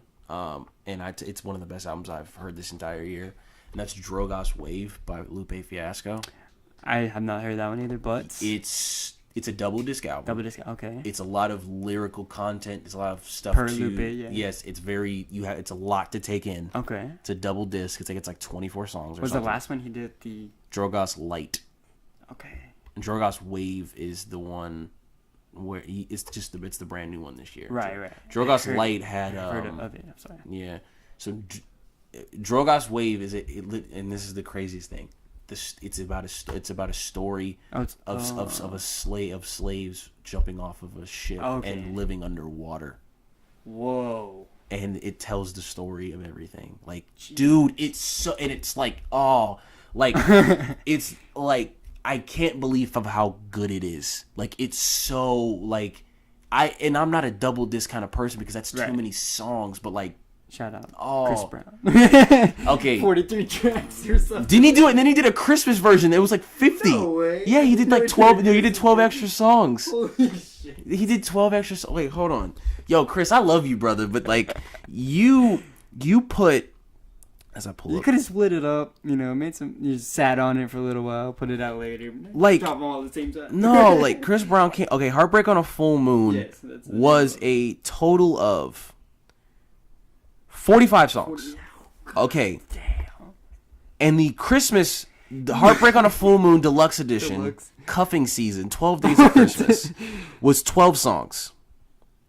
So this brings it 57. 57 songs. One album. Chris. That's I love Chris Brown just as much as the next person, but dude, that is insane. I'm not about. I did not sit and listen to that entire album. I didn't touch it. I didn't. I listened to a couple of songs off of it, but like I did not sit and just like listen to all 45 songs. Who is it? Plus the extra 12. That's 2 hours at least. What's It's okay, gotta be adding up 3 hours 3 hours and 18 3 hours and 18 minutes of Chris Brown. Jesus Christ! How many There's not many features on Oh there my, either, there's right? dude. Okay, Oh, shit. This is including the 12 Days of Christmas. Okay. Agnes Mo, which I think it's a girl, and I think that's an international. It's an international artist. I may be wrong on the gender. Trippie Redd. The song with Trippie Yeah, Redd's okay. really good. LMA, Solo Lucci, and then we get to the actual album. Jhené Aiko and R. Kelly, Whoa. Dej Loaf and Lil Yachty, Usher and Gucci Mane, No A1, way. the Pills and Automobiles with Yo Okay. Gotti, A Boogie. That was a big hit. And Kodak, I think. Kodak, is the other yeah. one. Future and Young Thug, Ty Dolla $ign and Verse Simmons. Out of the That's 57. Not very well dispersed. But like, if you like Chris Brown Yeah. solo, then this is your kind of album. Yeah, right. Because it's like, we've gotten like really big albums this year, like a lot of songs. Like Scorpion was a double disc, Right. Lupe Fiasco's was a double disc, Culture at the top of the year Right. was a double disc. Like we've gotten a lot of like big Quavo's solo album was 19 songs. Oh, really? I didn't even look It into was that. 19 songs. He has a song with Cudi on there. He has a song with Travis on there, Lil Baby. Individually, he has a song with Offset and Takeoff on individual songs. Okay. Drake, 21 Savage, Madonna, Cardi B. And then he did his song with, he has a song called Swing with Normani and Davido. Oh, and it's a very international kind of reggae kind of dance hall. It's so, it's very, with stuff like that, when you hear crossovers, if you can think of a good crossover kind of record, perfect example, perfect example, Nelly and Tim McGraw when they did when they did Over and Over. If you can crossover records like that. Yeah, do you remember I kind of do. Ludacris did a song with Florida Georgia Line. Yeah. Jason, he did a song with Jason Aldean, yeah. No, Nelly did a song with Florida Georgia Line, and Ludacris did a song with Jason Aldean. Jason Aldean. Okay. I don't know country music too. I don't know. Yeah, but it's crazy. Shit. I'm trying to think. Crossover tracks. Yeah, if you can think, Drake did a bunch. Yeah. He did a song with he just did a song with Bad Bunny. Yes. Okay. That song is actually really nice. The Latino vibes are very strong. Dude, they're kind of killing it right now. Yeah, I'm telling you. I J would Balvin. J Balvin, Bad Balvin. Bunny. Yeah. I think it's Ozuna. Azuna? Yeah, I think that's. Have you heard any of Bad Bunny's solo shit? I know you can't understand it, but Shout out to my friend Franco. He he plays me his stuff. It's very good. the one Even like I said, I can't understand. I understand we can't. I don't understand Spanish, so it's kind of hard for me to. But just the way, not what I necessarily know what he's saying, but the way he's saying yes, it is the really delivery good. is very well. Especially J Balvin. J Balvin did a song with Wale. Oh wow! And it's called Te Amo. Let me see. Damn, was this on the lunch? This the was new one? that was on Shine. Okay. That was on Shine. Did you listen to the free lunch? I listened to My Boy with J. Cole, and That's crazy. I'm not very good at sitting down on things. Yeah, no, I got you, but like, Yeah, My Boy was. I feel like we needed that one. That was very nice. like, let's see. Let's look at. Glad it happened. Go down this. Tory Lanez just dropped an album, the Love Me Now, with like a bunch of features. Right. And somebody asked me this weekend was like, why did he use that font where it's like one here for those who can't do for this, of course this is a podcast, but for those who can't see the font, it's like y'all know that SpongeBob meme where he's like this. Oh yeah, okay. Where it's like the mocking. Yeah. That's what it is. Like, with if you one look little big letter. Yeah, like big letter. Yes, it's big letter, little letter. If that makes for those who yeah, you know what I'm saying. So the whole album. the whole album's like that. Shit. Yeah, it's good. It's a good album. But you know what? And it's called Love Me Now, and I guess this is I don't know what the interpretation of it is, but I've created my own. Okay. Because it's like the SpongeBob meme, right? Like, do you love me now? Like, I'm doing all these features with your favorite artist. Do you love me now? Like, that's my interpretation of it. I think I think that's genius. Right. Because he said he didn't approach it like an album. He approached it because he made a mixtape. Yeah. Because if you listen to Tory Lanez's music, like his albums, what's the first album called? I want to say Love Me Now. No. Memories Don't Die was his last one. You know what's crazy? He dropped 2 albums this year. He did, didn't he? He dropped 2 albums this year. Memories Don't Die. Yeah. Memories Don't. Yeah, the Memories Don't Die was released this year, and then last year was I Told You. That's the name of the album. I Told You, the one that had Say It and There's a big hit on there. I remember. Yeah, that's the Memories Don't Die one. So, as you can tell, if you listen to I Told You and Memories Don't Die, there's stories being told throughout the entire thing. There's a lot of concept albums. Okay. Necessarily, not a lot recently, but... give me an example. Logic's. I feel like his mindset on most of his albums is because the fact that he came out with Young Sinatra, he came out with Young Sinatra 4 this year, which I'm pretty sure you heard that. I love it, yeah. Okay. It's a good one. First of all, I have to give him the utmost respect because the fact that he was able to get all members of Wu-Tang on one song is incredible. Insane. And the fact that he literally said, like, I just gave him the calls, like, hey, I've always wanted to do a song called Wu-Tang. And it happened. Yeah. Like, that's amazing. Like, first of all, Wu-Tang doesn't release music as much as they used to. At all. Yeah. At all. And I'm as people would know if you listen to the podcast, I'm a huge Wu-Tang fan. Like... But the fact that he got Ghostface, GZA, RZA, you know what I'm saying? And they murdered it. Yeah, and they killed it. They murdered it. But he went through so many avenues on that on Young Sinatra 4. He went with he named a song called 100 Miles and Running, which was Wale's first mixtape. With Wale featured. Yeah, with Wale featured on the song. Very good Wale. Yeah. He did the Young Sinatra 4 the title track. Yes, shout out to Matt on it. And then he did the song and the beat that he chose for is crazy. And his rendition of Icon with Jaden Smith. Holy cow, bro! Like if I was a wrestler, I want that beat as my entrance theme, man. That beat gets me so like hyped up, like it's so crazy because it's the Icon beat with his little twist on it. He got in touch with Jaden, got all the clearance for it. I thought that was cool how he did that. Oh, that's so. I fucking Jaden hop on and talking shit. Yeah, bro, like that's crazy. Like, and then the Return. Yes. He just. I love the album. Yeah, I do. What's crazy is that I listened to that album more than I did the Carter 5. Yeah. Because remember that day they released the same day. I think, and what's crazy is that it went number 2, right behind Carter 5. He did good. Logic's fan base is crazy, dude. It's so strong. It's so crazy because Bobby Tarantino went number 1. Yes. And then Everybody went number 1. Mm-hmm.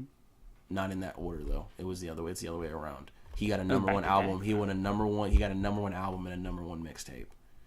And then, like, he just has. His fan base is ridiculous. He grew it, so I mean, just Like, I don't, like, I went back and listened to the first Young Sinatra mixtape. Oh, man. Dude, like, it's so weird.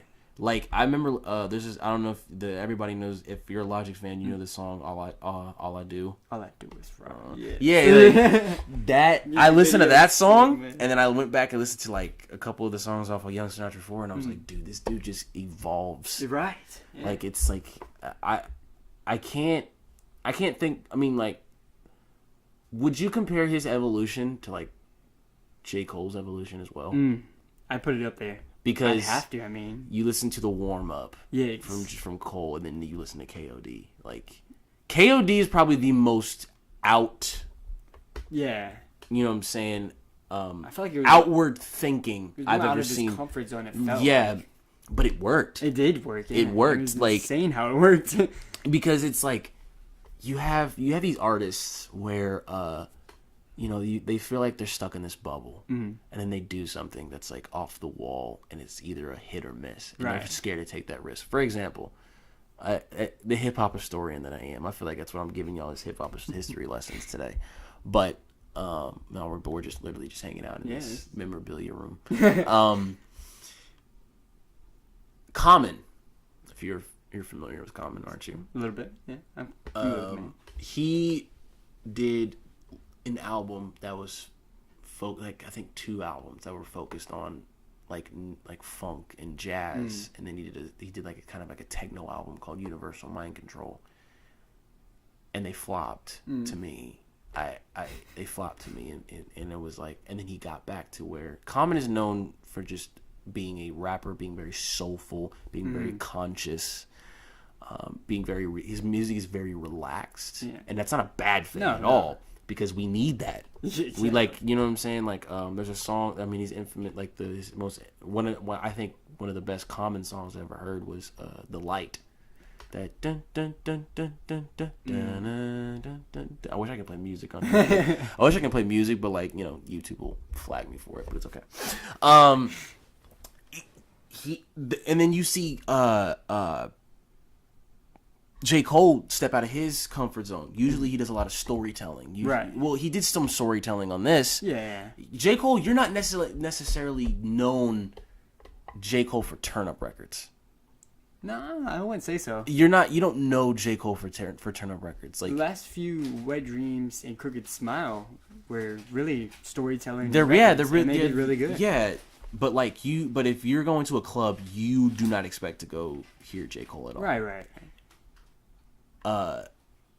ATM sounds like a club record to me. Yes, it does. What other songs are on that? Oh man, he's got. I mean, I hear KOD, the title track. The title track is amazing. I've heard that in the club sometimes, and it's weird. Like, because what's crazy is that you don't hear lyricism in the club. You don't, and the fact that they're doing that, it's like, okay, like, of course you would. But then you could say, oh, but what about, you know, you hear Meek Mill's Dreams and Nightmares intro in there, but I'm like, no, that's different. That's not that's not a turn up. That's like a comeback. That's a moment. That's a moment. That's a moment. Like, you know what I'm saying? You don't hear any Jay-Z's 444 music, any of his stuff in the club at all. You know what I'm saying? So, like, my thing is that, you know, when they step out their comfort zone, like, I don't know how familiar you are with Jay-Z's discography, like everybody else is, but I don't think I've seen Jay-Z go out of his comfort zone. Not. I've seen Nas go out of his comfort zone. Right. But I've definitely not seen Jay-Z go out of his comfort zone. Would you consider the Linkin Park feature out of the comfort zone? Yes and no. At the same time, yeah. Because those weren't original tracks. True. Those were, okay, you have this song, okay, you have this song. Let's mash it up. Them up, yeah. He did do 2 collab albums with R. Kelly. Really? You didn't know that? No, I'm not too familiar. Dude. I got a little Jay-Z in my blood, not too much. So you're more of a Nas fan? Nah, I wouldn't put it that Okay, way. where would your big name basis come from? Because I'm more of a Nas fan. More of a Nas fan on that one. Are you talking about like New York specifically? Just or like the big names. I'm names? talking like when you talk about hip hop, when people talk Like about hip gods hop, almost? yes, like where does your bass god come from? Not like that. Shout out to Lil B. Thank you, bass god. But like, where does your bass hip hop god from? I base my stuff from Nas, and that's where I kind of branch out. Branch out from? I know it's a weird question. It is a very strange question. But like, but you understand what I'm saying. Yeah, God, like Pac or something like that, or maybe. I don't like know. like what big name rapper do you gravitate towards? Would you put Eminem on that pedestal? Yes. Some people do. Some yes. people don't. Okay. I would put okay because that's who wanted me to make me. So rap. anybody who's influenced by Eminem, you would more likely gravitate towards Tyler. I'm very big. Okay. Yeah. Then let's go into the Eminem world. Okay. I first of all, Tyler by himself is incredible. Flower Boy This is insane. was insane. Grammy nominated. The boy. Whew. Yes, like that was incredible. Like did that. I saw like He's doing it his own way too. because he's so into the music. Yes. He doesn't get outside. He produces everything. Everything he does. Yeah, It's incredible. He's incredible. Like when I saw, like what's crazy is that Flower, and this is gonna sound crazy. Flower Bomb's on, or Flower Boy's not even my favorite album. Yeah, it's not even my favorite, but it's Cherry Bomb. Cherry Bomb is amazing. Cherry Bomb because he had like Roy Ayers. and like Wanye from Boys to like what? Like how do you get? How do you even come in contact? Yes, what I'm with saying. people? Like, but he knows. Like, but he says I only listen. But when he talked about like I only listen to songs for this, I think he listened to like a Boys to Men collab. He's like I only listen to this song for this person's specific back vocals. Wow. That's crazy to me. Yeah. Like that's crazy to me. Like I've never been. I'm kind of that specific. Like I listen to certain songs like for specific. Yeah. Right. Like parts almost. yes. Like I like the whole song. Right. Like my favorite song of all time is P Rock and CL Smooth's "They Reminisce Over You," and of course people know that song because of the saxophone. The saxophone makes that song. Oh right. I understand. Like while CL Smooth has 3 amazing verses, the saxophone just takes it and just takes it over the top. Yeah, just takes it over the top. Like, have you ever found yourself listening to a song for like one specific part? Oh yes, all the time. Like, give me an example. Like certain lines that catch my attention too. I listen to a whole song. I like want to catch certain lines, certain hooks, certain parts, and certain switches. Like what song? Like right off the top? I got two-seater. Tyler the Creator when he's like boom boom boom boom. Okay. And the girl starts Yeah. and it drops like that. It's just awesome. And then most recently Mac. I think I've been studying Which one? self-care. I've been studying Ooh, it, breaking okay. it down. Because Most of the album, I got into What's the Use. That's really grown on me. The funk of that's really grown on me recently. Did you listen to the intro? Yes. Every time I hear the Welcome my back to Earth or regrets, something. like it looked just like text I shouldn't. I was like, wow, like that starts off like deep, like crazy, yes. and then Great album, man. what's this song? Ladders. Yes, that one. Ladders. When I heard Ladders, I was like, yeah, this is gonna be a song that gets me definitely hooked to this album. Right. Because it's the dun dun dun dun dun. Yes. It's that part that gets me looped in. Like the horns on it. Too. yeah, like I was on my way back home today. I listened to MC Light's Roughneck, and I live for the chorus. That gotta watch yo, gotta get a rough. Like it's the you know what I'm saying. And you hear the craziest thing is that like you hear the guys in the background going, hey, hey, like you know what I'm saying. Like you listen to that, and then you listen to like Hip Hop Hooray and the Hip Hop Hooray, yo, you know what I'm saying. Like you listen to like for specific parts, like Jay-Z's Ain't No Love in the Heart of the City, like that song off of Blueprint 1. I only listen to I forgot the guy's name. The dude who sings the chorus. That Ain't No Love in the Heart of the City. Yeah, that part. That like, part is that, and then the like that, like. And the thing is that I listened to Blueprint 2, Poppin' Tags with it was him, Twisted, Kanye, and Big Boy are on there, and Killer Mike. And I listened for the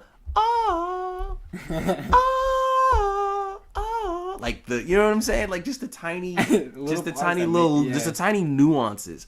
That's what I like. That's why I like on Astroworld, bringing this full circle. That was off the Remy. That I was talking to. I remember. That don't stop the top ball. Yeah, that cadence brings me into that song every time. Yeah. That specific cadence. Just like I understand the rest of the song is like is crazy good, but like that specific cadence just brings me. That's like his first verse, right? On that, I think on that song. That's the first song. I want to say that's the first part. First verse, yeah. Because right after Drake comes in, and then they do the beat switches. I'm so glad they just dropped, like, what was that? Hit him with the pick and roll, young LaFlame, he in sicko mode. Yes, yeah. The drop is legendary. So. Go ahead. And Astro, I think I said this on my Astro album review, available on the channel. I said that Travis did the best thing he ever what every rapper should do. If you're about to drop an album, iTunes pre-order, whatever. Right. The first song that you should put out should be the first song on the album. Oh, okay. You know what I'm saying? Like the first song we ever heard from the preview from Astroworld was Stargazing. Right. Stargazing's the very first song on the album. We don't know what the rest of the album sounds like. Like if you give me number 8 off the pre-order, I'm gonna have to backtrack because I don't know what 1 through 7 sound for, so I can understand 9 through 12 or 9 through 13. Right. You know what I'm saying? Like that's a really good way to look. Because it's like I'm rethinking the new track list. You know what I'm saying? Like you have to. It's like I don't know. It's like you picking like only going in the M&M bag looking for the green one. Right. Like okay. Why don't you just grab the first one? Like just grab the first one. Don't try to grab the green one. That's like you, because I said that's what sometimes bothers me about hip hop. It's like you people who appreciate it like me, like if you're gonna give, it's like okay, like if Joey was to send out a pre-order for a brand new album, and he gave me track 12, right, out of like say it's 14 songs, I'm gonna be like, what is 1 through 11 sound like? Right? Or what is 13 and 14 sound like? Because the first beginning, middle, and end of an album. Yes, I can't because and then you listen to it, and then I have to go back and listen to it. Like Stargazing did this thing where it was like. Where it was kind of like he gave us the preview of the very first song on the album. Mm-hmm. So that way when you start the album, it's like, okay, all right, I know this, and now I'm excited for the rest of it. Exactly. You know what I'm saying? Okay. Now when then when you listen to an album and you get the number 8 song or whatever preview, then you got to go back to number 1, and then when you get to number 8, that feel's not going to be there anymore. Because it's old. Because it's already old to you. So like, I just find myself skipping singles when the album does come out, and you shouldn't do that. I know I heard to do it, but it's like because I've already heard this. It's like exactly. But Stargazing, seeing it how it was the first. It wasn't the first single. It was the first. It was the only preview that we got. Right. You know what I'm saying? Like So that's why I thought that was so genius of him, because it's like. Now we know. Now I'm excited to see what the rest of the album is. I got the preview out the way. I've gotten the little. It's like tasting something again. Right. You know what I'm saying? That's really good. It's like you know what I'm saying. It's like it's the best way to. It's like you are. It's like you got you're tasting the it's like you're making gumbo or something like that. That's what that's what albums are kind of like. It's just a big stew of whatever. You're tasting the broth first before you put in the ingredients. Okay. You get what I'm saying? Like you're tasting the spices and stuff first. Before everything. And then you add. I was like, okay, oh my god, the broth tastes great. Now what happens when you add the shrimp and the beet and the sausage? And you know what I'm saying? Like that's something that's awesome. Like what if you like try the shrimp first, and you don't, and you're like, okay, and then and then you put all the ingredients in, and it's like, okay, I've already tried the shrimp. Like I don't want to try it again. You know what I'm saying? Like that's just the way I look at it. That's a really good way to look. But talk to me about your discography, because you've released EPs and singles and everything, and what is, because of course your name's Matt, but where's the dERRICK thing from? Where's the dERRICK thing from? Oh, that's a really good question. My grandfather actually wanted to name me dERRICK. R.I.P. my grandfather. So I got this tattoo. Actually wanted to name me dERRICK. So to me it means just being original, being like what you're meant to be, I guess. Mm-hmm. So I always, that's a cool name, and I never realized, and I stylized it with the little D in front and all the big letters because it was just backwards. No one else, I don't know. I just thought it would look cool and kept it going. That's kind of dope. Like, I don't know. What do you think your the best song you ever made was? Oh shit, that's a really good question. I don't know.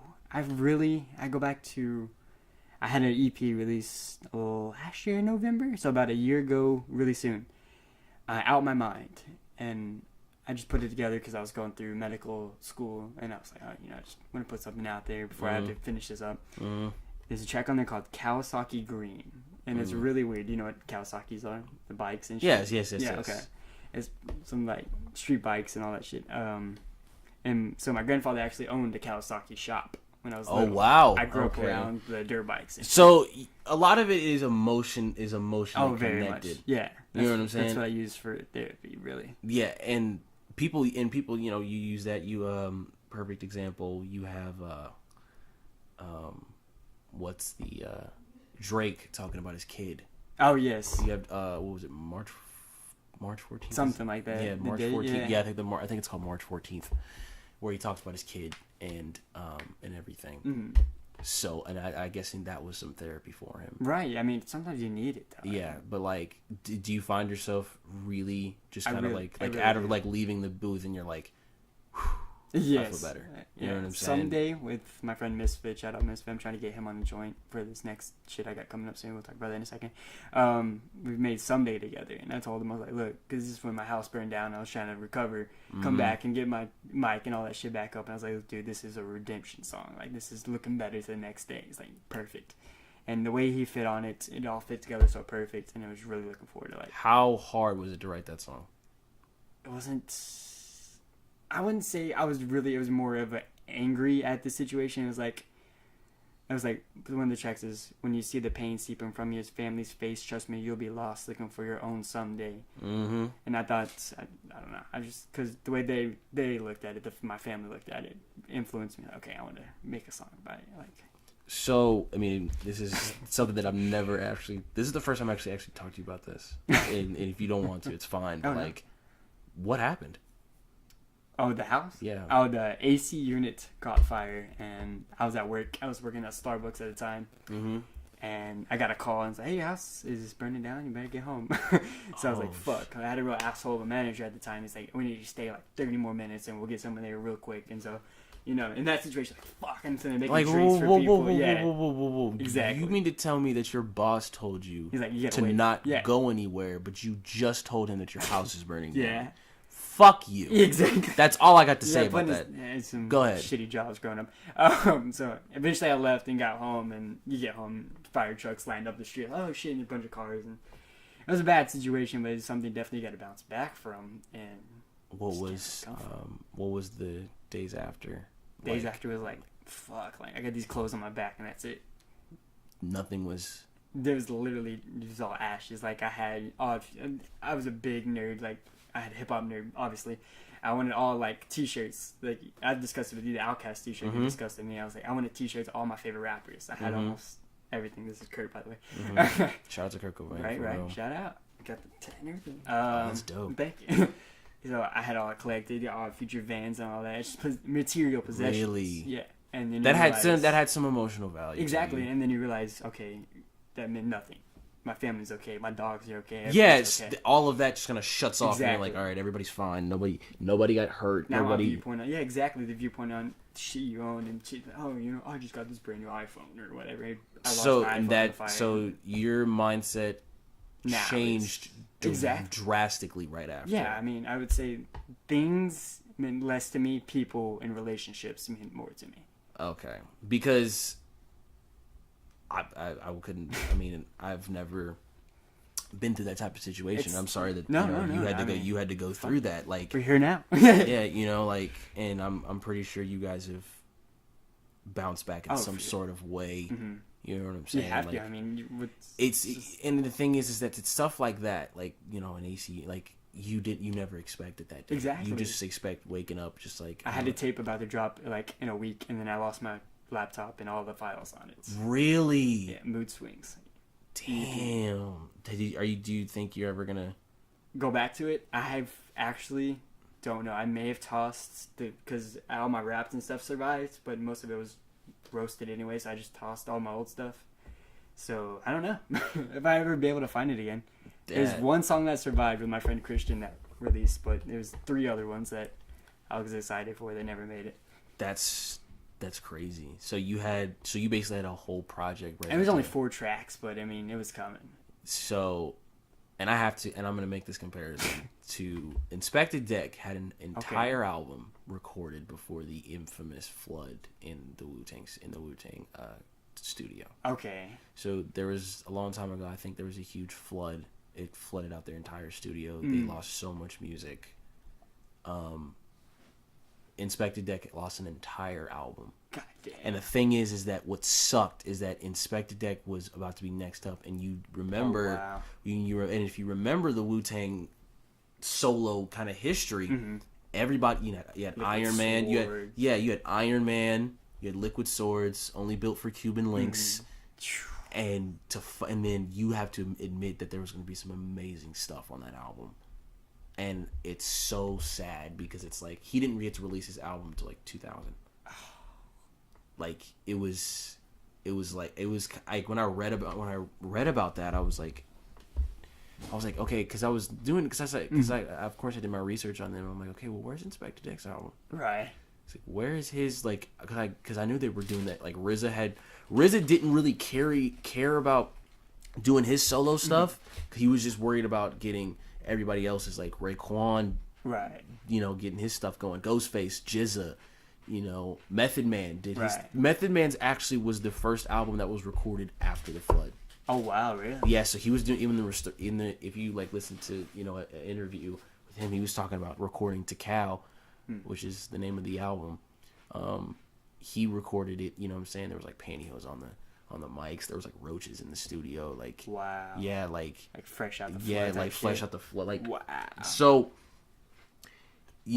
when people like there's like lost projects and stuff, like you never kind of know, which is why like when I see people like in their laptops taken and Right. there's a solution to that, but anything can get lost. And exactly. You know what I'm saying? Like you could have a USB jump drive, Right, and you right. can be like, think like, okay, I'm gonna keep this, and then you lose it. Yeah. Like I remember, like when I made music, when I used to make music, when I recorded my first project, which was Can I Live or Can We Just Live?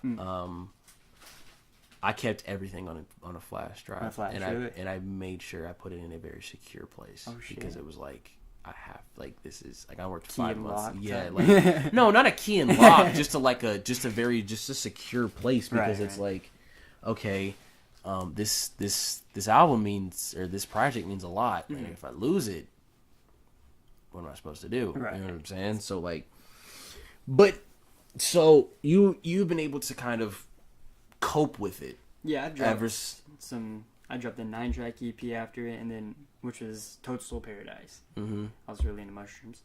And then out that, it was out my mind, and then right now I'm working on What's Next. I don't know. Well, that's not the name of it. But I was going to say, is that what it's called?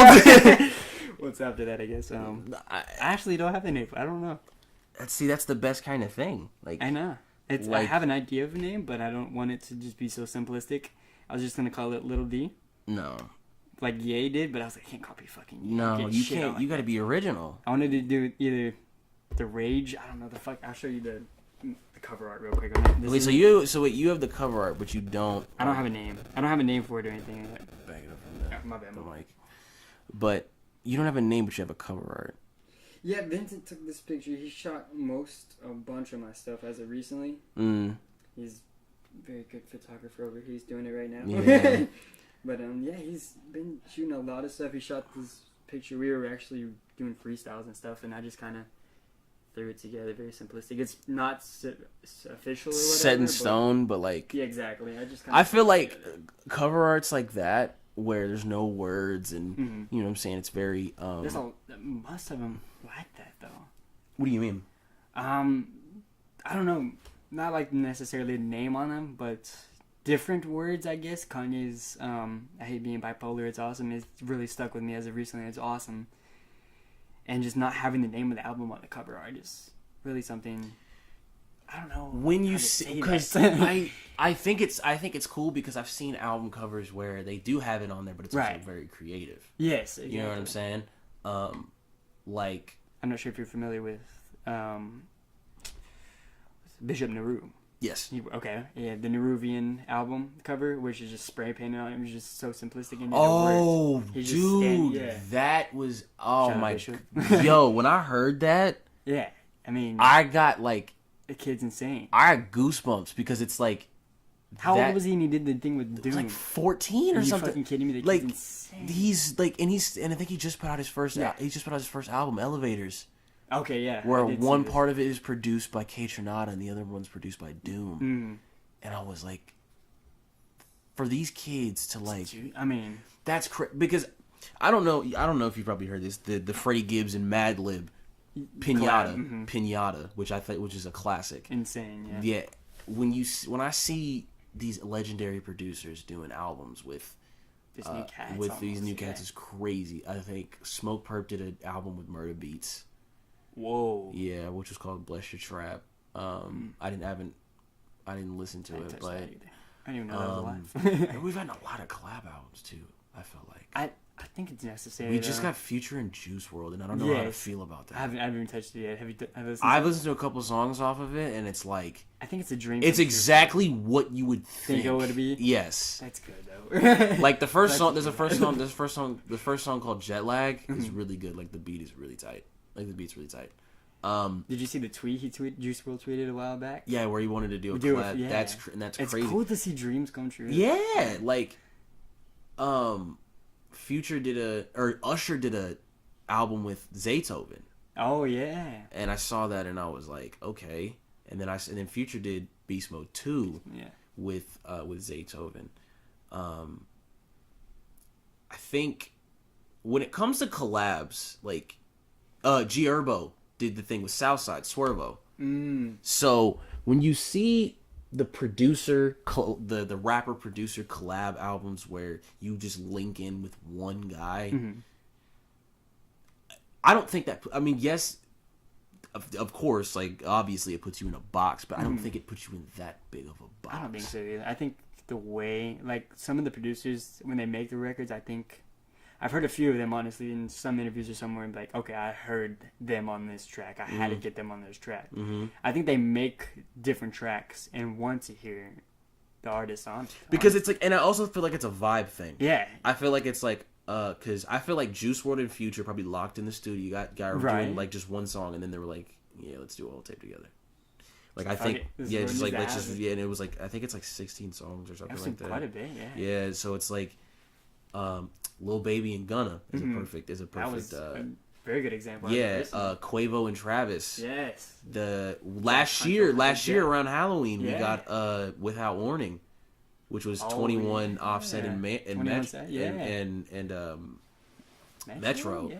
Nav, and Metro did a collab. Like so, like it's collabs that you would be like, oh, okay, like that's a given. Like they would do songs together. But Right. like I would never see them do like a whole tape together. Yeah. Like I think Big Sean, he was with someone. Big Sean and Metro Boomin Metro, yeah. did a collab tape together. I think it got really. Sean's verses were just the lyrics or something were really bad or something. I mean, it Corny? wasn't that. It was like it would just put out like they just put it out. Like you know what I'm saying? Yeah, I yeah. feel like there was. I mean, like yeah, the cover art was cool, and Right, everything, right. but like it was just there. It's like, you know what I'm okay, saying? yeah. It was just there. Like it wasn't like a big. Thing It wasn't that like a happened. big deal. Like it was kind of like watching. It was kind of like listening to a studio session. Mm. Like okay, I'm in here with Metro Boomin, and we're just gonna just put this out and see what happens. Right. He says this, and you know, I feel like he wanted it to be like successful, but part of me I think he just wanted to just kind of give back to his fans. Right. So within closing of this, because we've Was it 2 hours? no, it ain't. No? It ain't 2 hours, man. I have not looked at the clock. 145. Well, that's not bad. Okay, 145. That's not bad. I'm gonna give you however much time you need. Okay. Promote the music. Tell them your message. Promote Little D that. Yeah. No. I understand. First of all, Don't if do you that. name Don't that, do if that you fucking name the shit. album that, we're gonna have a problem. Straight up? No. Okay. We're gonna have a problem. Okay. If you name it Lil D, the album. Oh no, not like we're just the D. D. Just the D. The album. No, just the D. Just No. little D. Lowercase Just D. lowercase That's D. That's it. You're pretty. That's It's just I there's not a lot of understand your- context behind it. Yeah, it's like the question mark album from X, Oh yeah. which Was amazing. yeah, it was Shout good. out. But like, Shout out. and rest in peace. Oh, all right. Yeah, for sure. Yeah. God damn. Yeah. I paid And some we homage on Yo, first of all, we lost a lot of people. it. I did not see Fredo coming at all. Fredo, that one kind of Fucking me up. Yeah. Oh shit.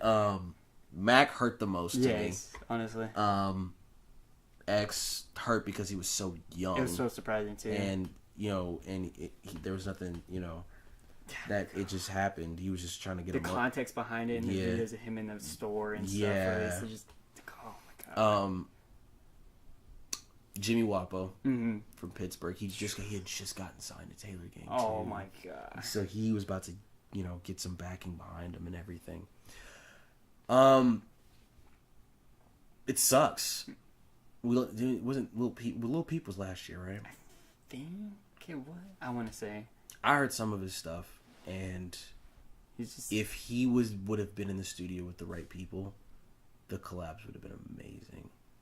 Like that kid had an ear for something. Oh yeah. He had an ear for something that a lot of people didn't Yeah. get a chance to tap into. Like he had this. And this is gonna sound really weird, but he just reminded me of like a young rapping Kurt Cobain. I could say the same thing. He reminded me of like a young rapping. If Kurt Cobain was a rapper, but still kept the emotional and the angst and all Yeah. that. Yeah. He did like grunge hip hop. That's Right, exactly what he reminded me He of. mastered it though. I mean, Like that's- Peep was like that's what Peep reminded me of was yeah. was grunge hip hop, and it was like, and I think they finally are gonna release the come as you yeah. come over when you're sober Part 2. So Yeah, I I'm saw kind that. of I'm gonna look for that and then listen to a couple of tracks off that because They did the joint with him in XXX. too. yeah, him and Pump actually came out with a song together, which I'm Yeah. probably not gonna listen to, but like just because it's Pump. He's on got it. stuff lined up with Rihanna. They were talking about X? Yeah. He's got something with Rihanna apparently. That sounds. Oh, he was on Carter 5. Yeah, that's which what I'm was saying. crazy. You know what I'm saying? So Someone was like, they only get love when they're dead, but I mean, it sucks that it has to be. Mac this way. Mac wanted to make a couple songs with Juice World too. Did he really? Yeah, which first of all, which makes me very happy is that Mac took like 2 years off Right. and right. recorded music that we're probably gonna get to hear. He has at least a couple like mixtapes like that he can like posthumous like you know what I'm saying, like we'll see. I'm pretty sure we'll be able to be getting some unreleased, you know, some posthumous Mac music, you know, and God. because I mean I just remember Vince Staples telling Hot 97 that he had a song with Future produced by Q-Tip. No. And I pray that gets released. I love how they tease things like this. Yeah, like locked away. him and Pharrell have an EP together. And Vince? No. Oh, Mac. No way. Yeah, Mac and they made a EP called Pink Slime, and and it never got released. I remember some teasing about it. There was a song out. Yeah, there's a song out and everything. Yeah. So hopefully, you know, Pharrell gets in touch or something. Yeah, but I want to give the Millers or the McCormicks, I should say, some time to grieve. Like, I'm not expecting any of this stuff anytime soon. I just hope you know at one point in time they get a chance to really just be like, okay, this is what he would want. What he was, yeah. And that he has at least probably like 3, 4, 5 hard drives full of unreleased music, because there's a lot of people going in and out of that studio and he was in there all day probably. Yeah, just chain smoking and just produce. That's what they said he would do. Yeah. And every time people would say Mac was cool. Even Lil Xan's coming out with an album. Had anything negative to say about yeah, like Lil Xan was gonna come out with an album. I think it was called like Xan or like something Xanxiety, but he changed it to Be Safe, and like the cover art is a painted picture of Mac. Oh wow. Yeah, with a headstone that says Be Safe on it, and it's like, it's crazy how because apparently that was the last word that's the last words that Mac said to Lil Xan. Oh wow. And they met each other. You know what I'm saying? So yeah. Well, that's interesting. Yeah, like it was it's crazy. Like I don't want to end this on a bad note. Like I want to end on a bad note. But R.I.P. Mac. Tell me, yeah, R.I.P. Mac, RPX, so Jimmy Wapo, Fredo. You know what I'm saying? Yeah, you know what I'm saying. So but no, promote yourself. Go ahead. 7 or 8 tracks coming, probably December, as soon as we move out. Are you gonna stick with the EP formula for now? For now, yeah. Until you're like, okay, I'm gonna lock in for about until I can afford the better software. Yeah, I could probably do it now, but it's just.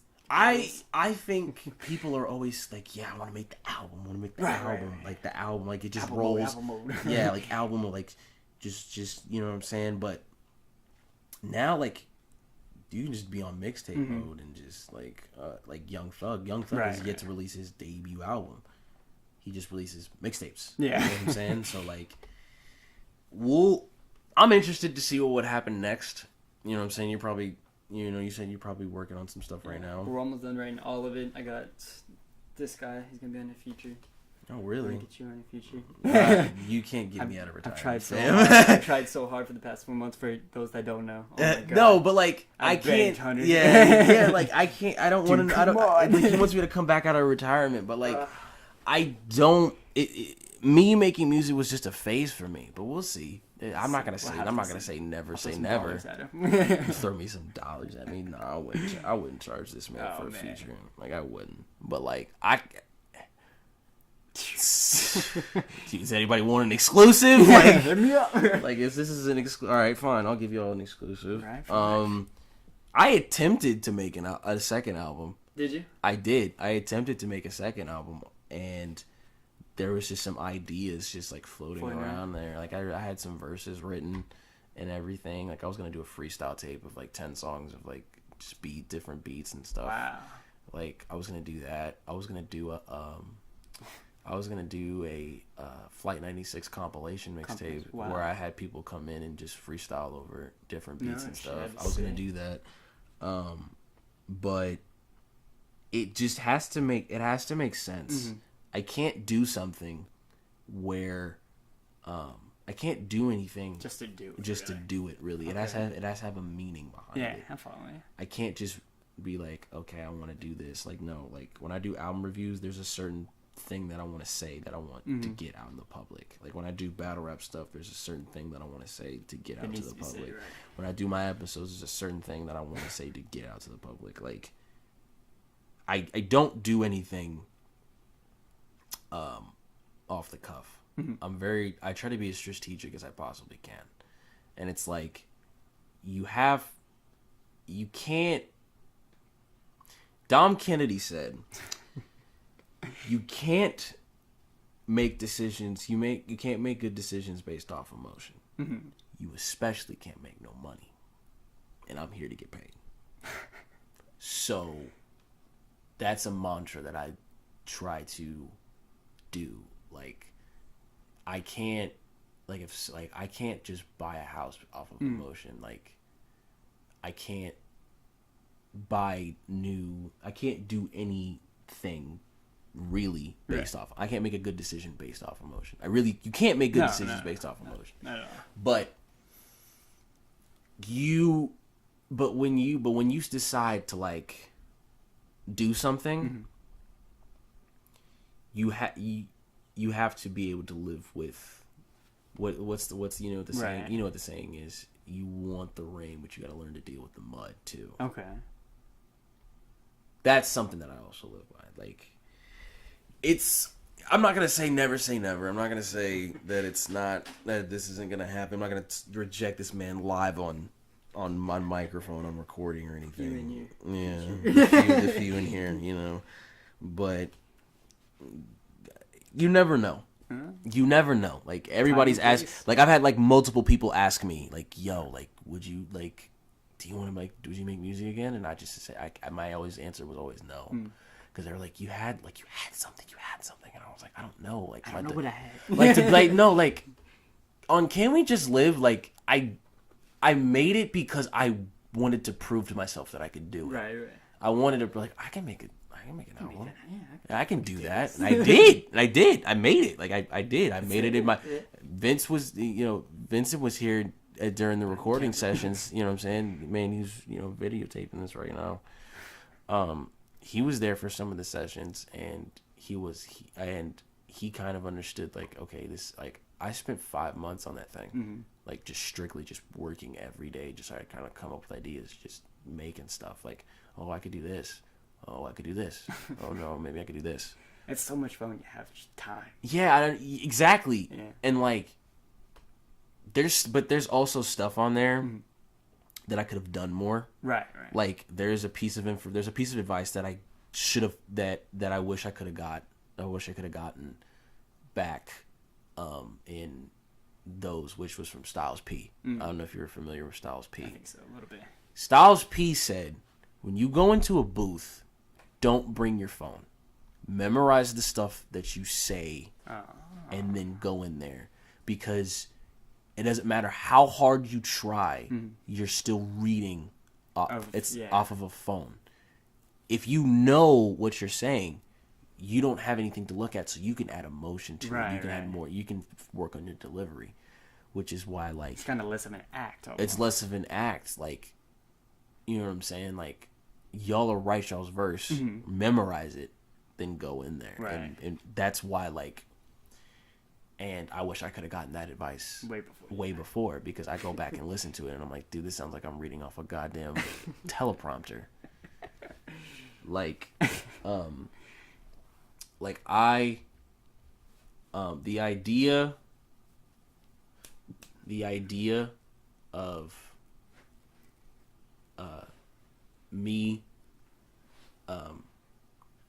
the idea of me like ever making like music again, like, is it just a giant question mark?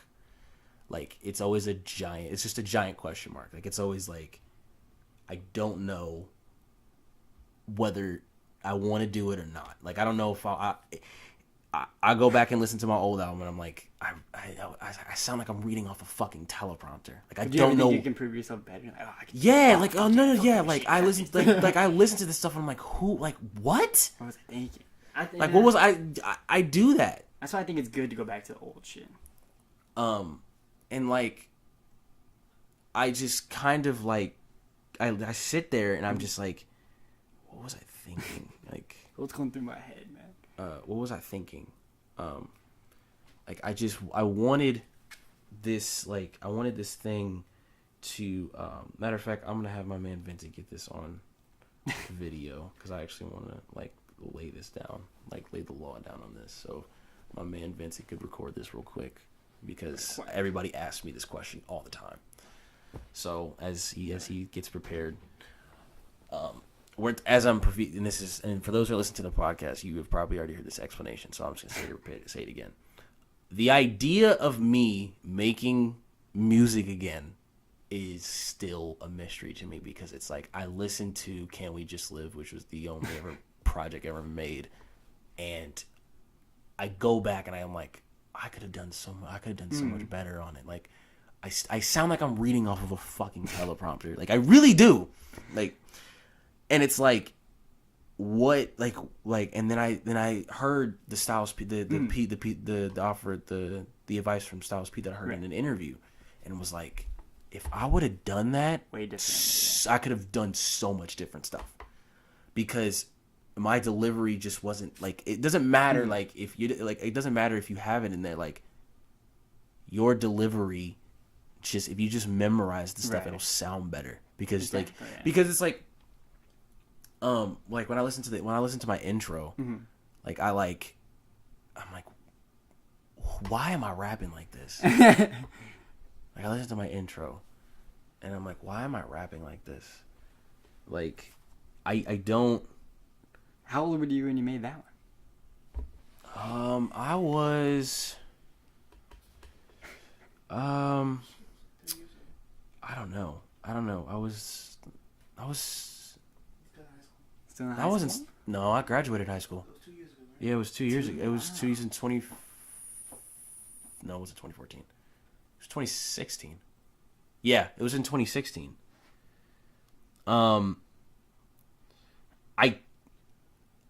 I just wanted to do it because I was just like, this was fun. But like, it's so this is so difficult for me to talk about because it's like, there's so much stuff that looking back on it, I wish I could have done.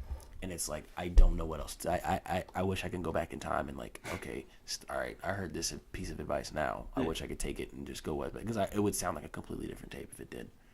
Because now I know more, but. Fuck, I just realized our name of our song together. A big question mark. Yeah, one big question mark. One big question mark. One big question mark. Like, it's just. That's the track. Yeah. But I don't know. I don't know if I could ever do it again. Anyway. I don't know if I can ever do it again because it's like, I really don't. Right. I really don't know. I don't know. I don't have a definite answer. It's not a yes and it's not a no. It's more of a what if? You know what I'm saying? Okay. Like if somebody gave me like an opportunity to like A&R something, like executive produce something, I would immediately take it. But if somebody were to like told me to like rap on it, like to rap on a track again, I wouldn't be like, no. It's just a confidence thing. Right. It's just a confidence thing. It's nothing against the person or anything like that. It's just a confidence thing because I don't know, because if I said, I don't want to sound like, it's always like, I don't want to sound stupid. I sometimes like, I hate my voice. I hate my, I hate my voice, and I hate the way that I just kind of like hopped on some of those songs. Like a song that I'm very proud of, was a song that I did with my brother. Yes, that's one of my favorites that you've ever done. Yeah, like that's a song that I'm very proud of. Like that song I can actually like listen to and just go like, that I can just go back and just be like, boom, like this is it. I did so great. Yeah, but like, I don't know, man. It's just a different thing. But we'll leave it. We'll leave it at that. We'll leave it at just with a what if. We'll see. Right. I don't know. I'm gonna leave you with that. I'm not gonna. Sounds good. So we'll leave it there. But I appreciate you coming on the show, my brother. Dude, this was tight, man. We're gonna have to we'll come back again. We'll do the hip hop review. We'll come back with the interview. You still recording? No, not right now. I'm about to end it right now. But you can find this man on SoundCloud. Yeah. There he is. Lowercase d, all Yeah. capitals, Yeah. ERRICK 2512. 2512. I'll put the link in the description. There you go. And this has been the birthday edition. Birthday, You know what I'm happy saying? birthday. I appreciate it. And yeah, bro, I'm about to. What's crazy is that I was in Nacogdoches today and then came home and did this. That's just a thought. Like, I'm just gonna leave it at that. Like, All the energy's about to go take a nap. yeah, like, cause like I just been on like the cause I spent I spent time out there like at SFA just hanging out with a couple of friends, and I was just like, and then I remember I knew I had this episode due today, and like I woke up in Nacogdoches, so I was like, I have to get home and do a fucking episode, don't I? And I was like, yeah, you do. And I was like, let's get this party moving. So yeah. There we go. I appreciate you. I appreciate you coming out, man. And y'all know the slogan. One love.